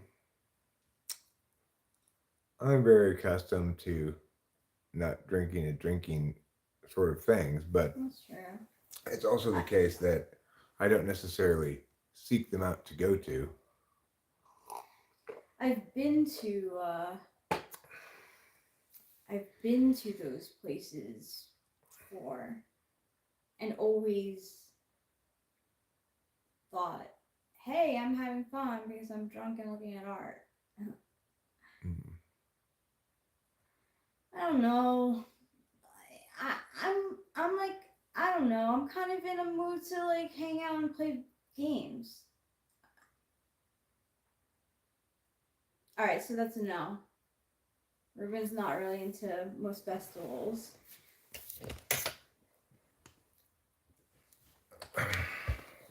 I mean, I'm not feeling the festival particularly. However, I'm relatively neutral.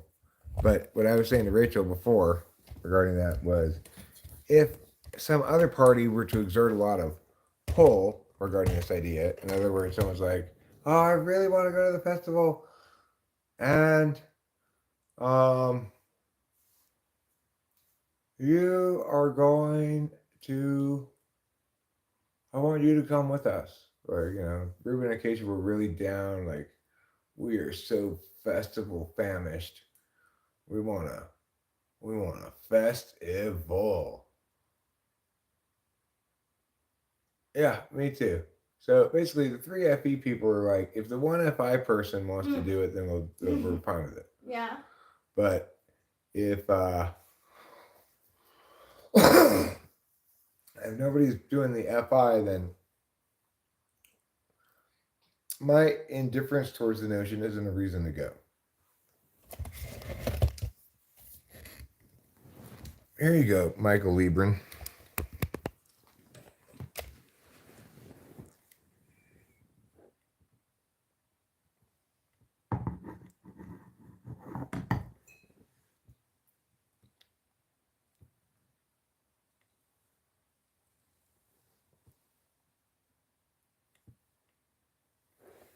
Do you feel accepted and nurtured by my healing gaze?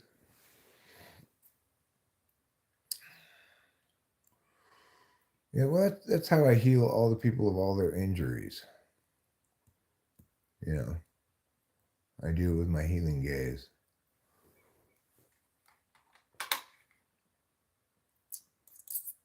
You were scared and then healed. Okay, fair enough. So the Athletics are carrying a 2-run lead into the bottom of the eighth here. That means ideally there are just 6 total outs remaining in this game. 3 for the Athletics and 3 for the Astros. Then it'll be over. At which point I will bring up the road Rash, and I'll hand over the keyboard here and such to Rachel, and she can resume her previous road rash game. Would you like another half of one? Yeah. You just want another full? Sure. If you don't mind. Nope.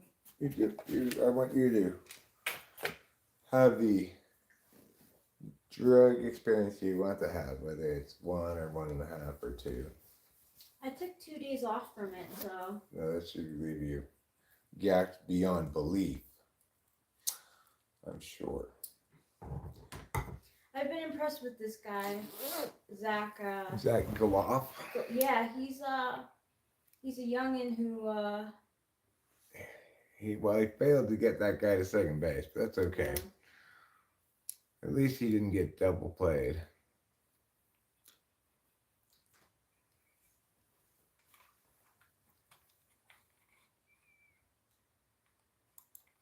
we're loyal, um, pretty loyal athletics fans. Yeah.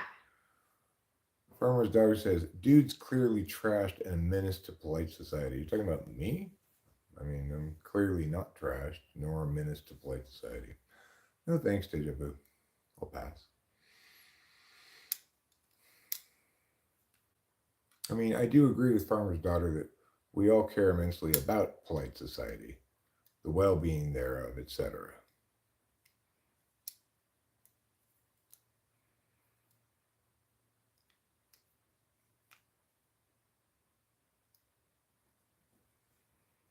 I'm not drunk, Farmer's daughter.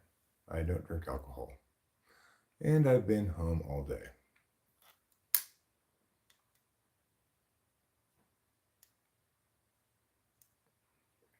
I have no opinion about drunk driving, but I don't drink alcohol.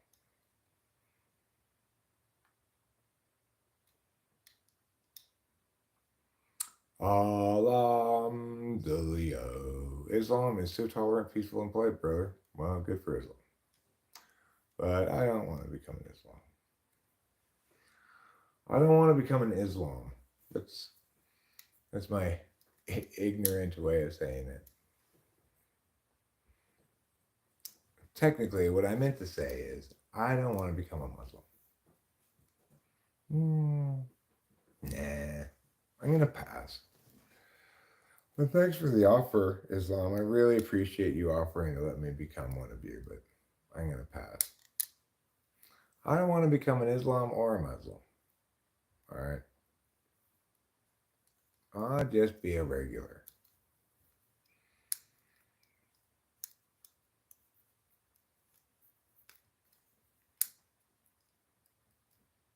Okay, well, I'm sure it's very beautiful, deja vu, but I'm just gonna be a regular.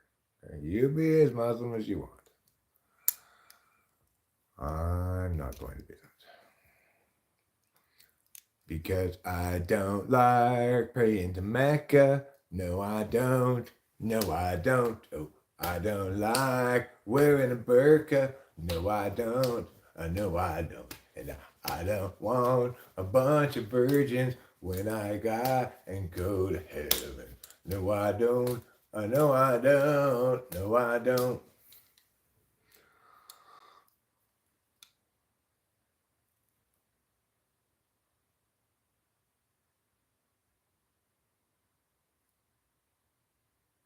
Okay, well, I was understanding that you probably weren't being ultra serious about it.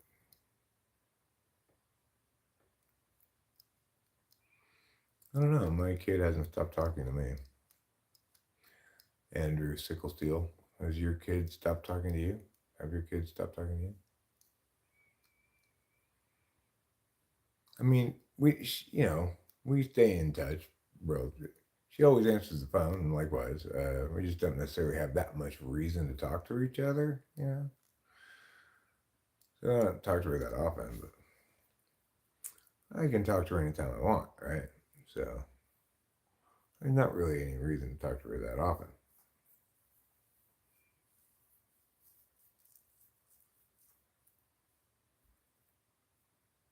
Deja Vu is the name of a strip club in Michigan.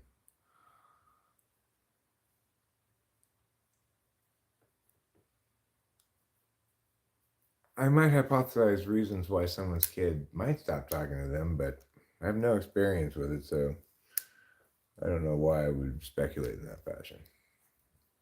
Yes, that's fine, Putty Cat. It's advised. Hopefully, I will provide the service to the streamers that they provide for me and facilitate the dumpage of them as they facilitate my dumpage before me.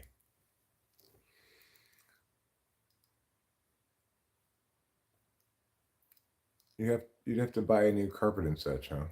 What does that mean? I don't know.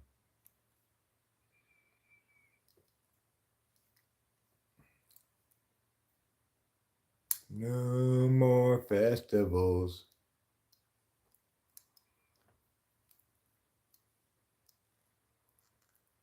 All right, so Alexander is pitching here in the top of the ninth. and he's got a couple of strikes to go along with the ball against this first.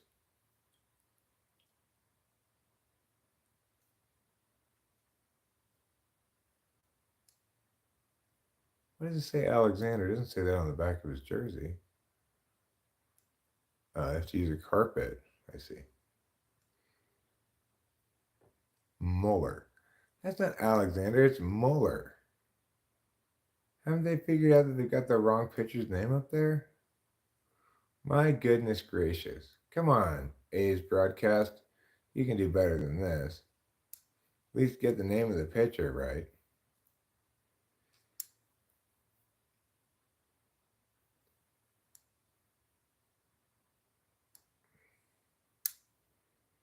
Oh, they have to use a carpet? Is that like the only thing they're allowed to kneel on? What if they knelt on some flan and prayed to Mecca? Would that be okay?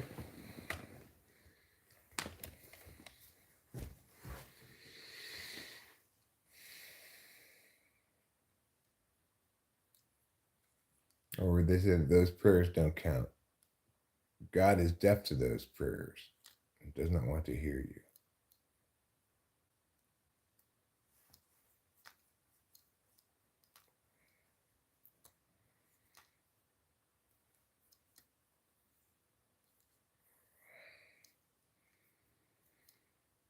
All right.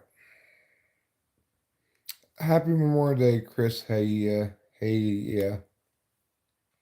to you as well. And happy 3-day weekend to everybody out there who has a 3-day weekend because they're working at jobs. Good for you. Palestinians, Pastafarians have to pray facing Italy. I thought that said Palestinians. It's like Palestinians have to pray facing Italy. Yeah, that makes sense. They should have to go through Rome to get to Mecca.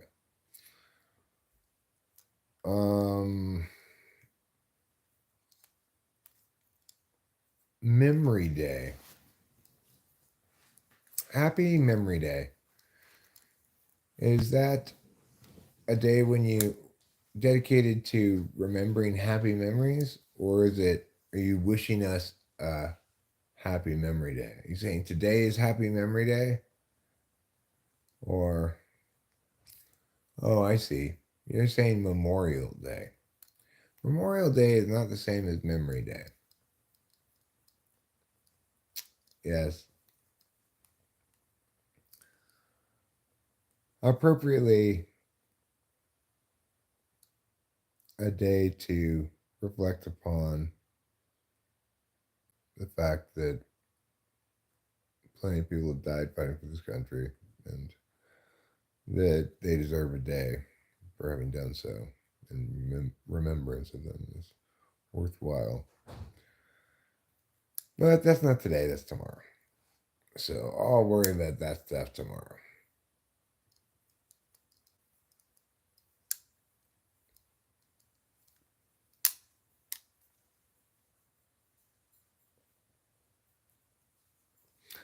All right, cool, Ribbon. Well,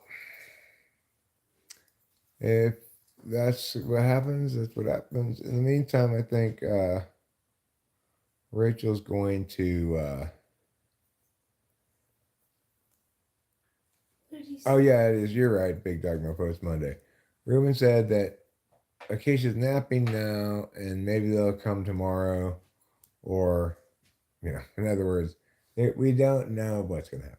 It's a complete crapshoot. I have no idea what's going to happen. So, what I do know is going to happen is that now that the Athletics have won, we will. I'm not going to vote for either of them. Now that the A's have won, I will bring up Road Rash if you're ready to play. Right back, I'm just changing. All right, fine.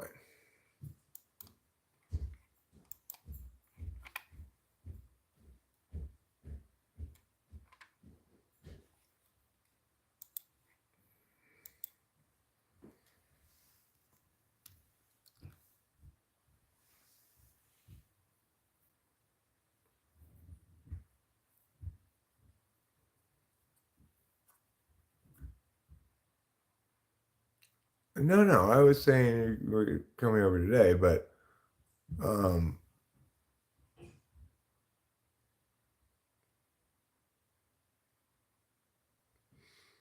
I mean, what you said is occasion's napping, but I'm hopeful we can all hang tonight. So that means, you know, maybe today, maybe not today, right? Yeah, but your response said, Ruben R, um, that you said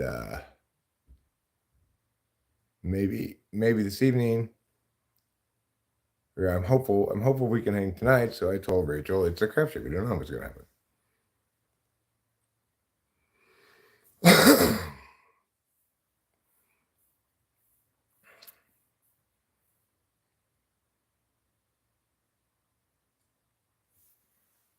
Yeah, it is an open invitation. What I was informing Rachel is that we don't have any information about what time, if or even if.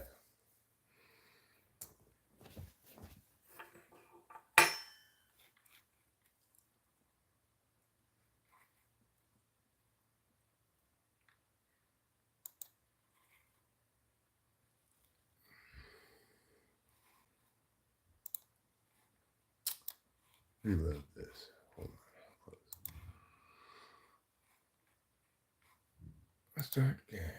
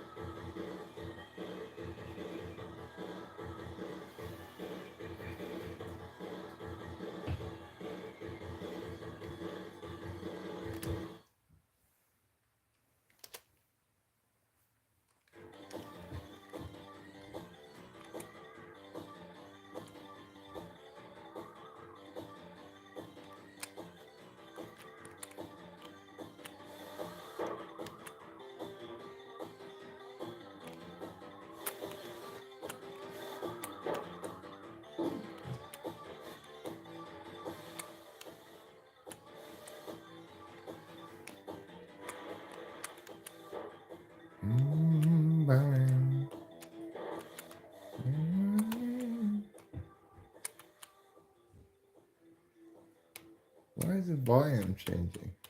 Oh, I know why.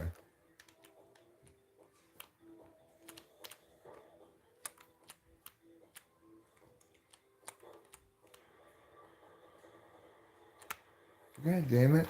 What's going on here?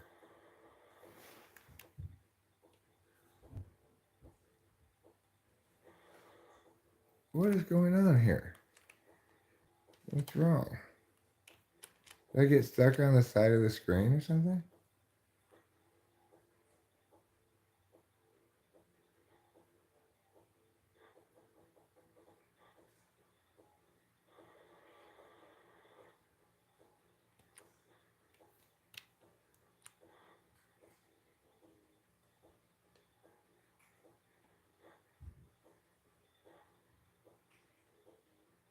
I guess I glitched it or something. That's interesting. I obviously successfully glitched it. Well,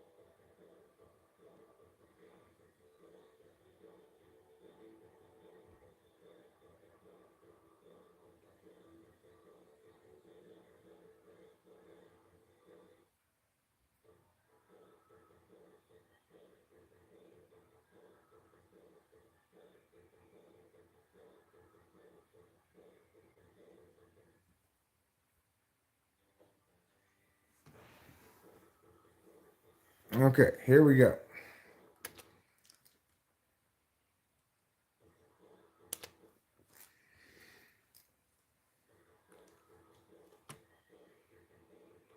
What is going on here?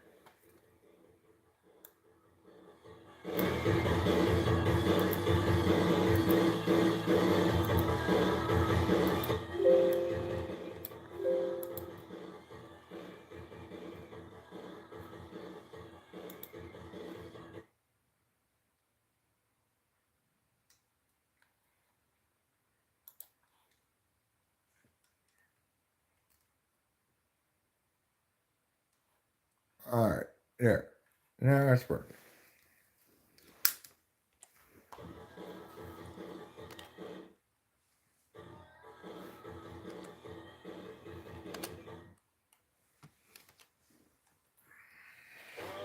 Right, just the key here is just calm and namaste, right? Namaste and the whole way through. Just nice and calm.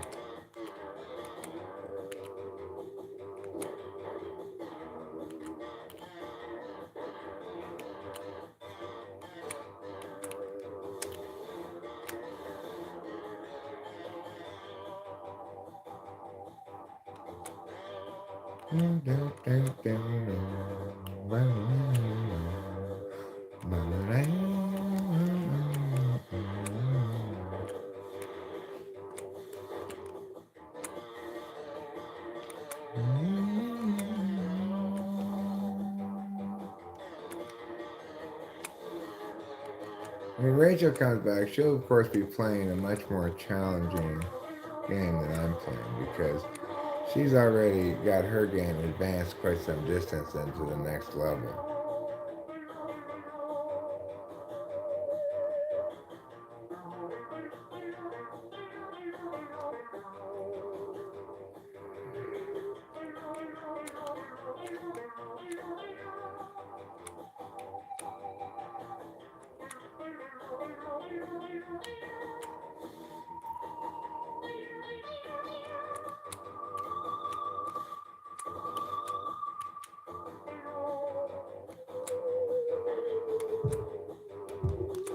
Get out of here, yo.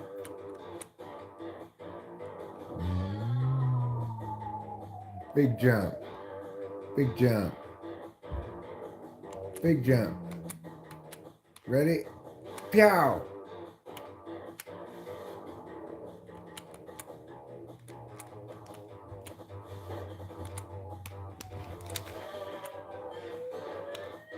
Get out of the way, copper. No, motherfucker. No. No. Horrible.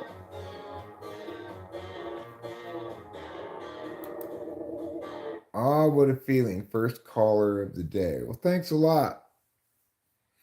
You know what? You give law enforcement a bad name.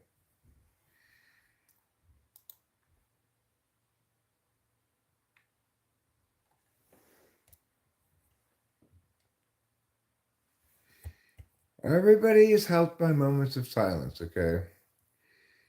Moments of silence allow everybody to reflect for a minute about how usually things aren't so quiet.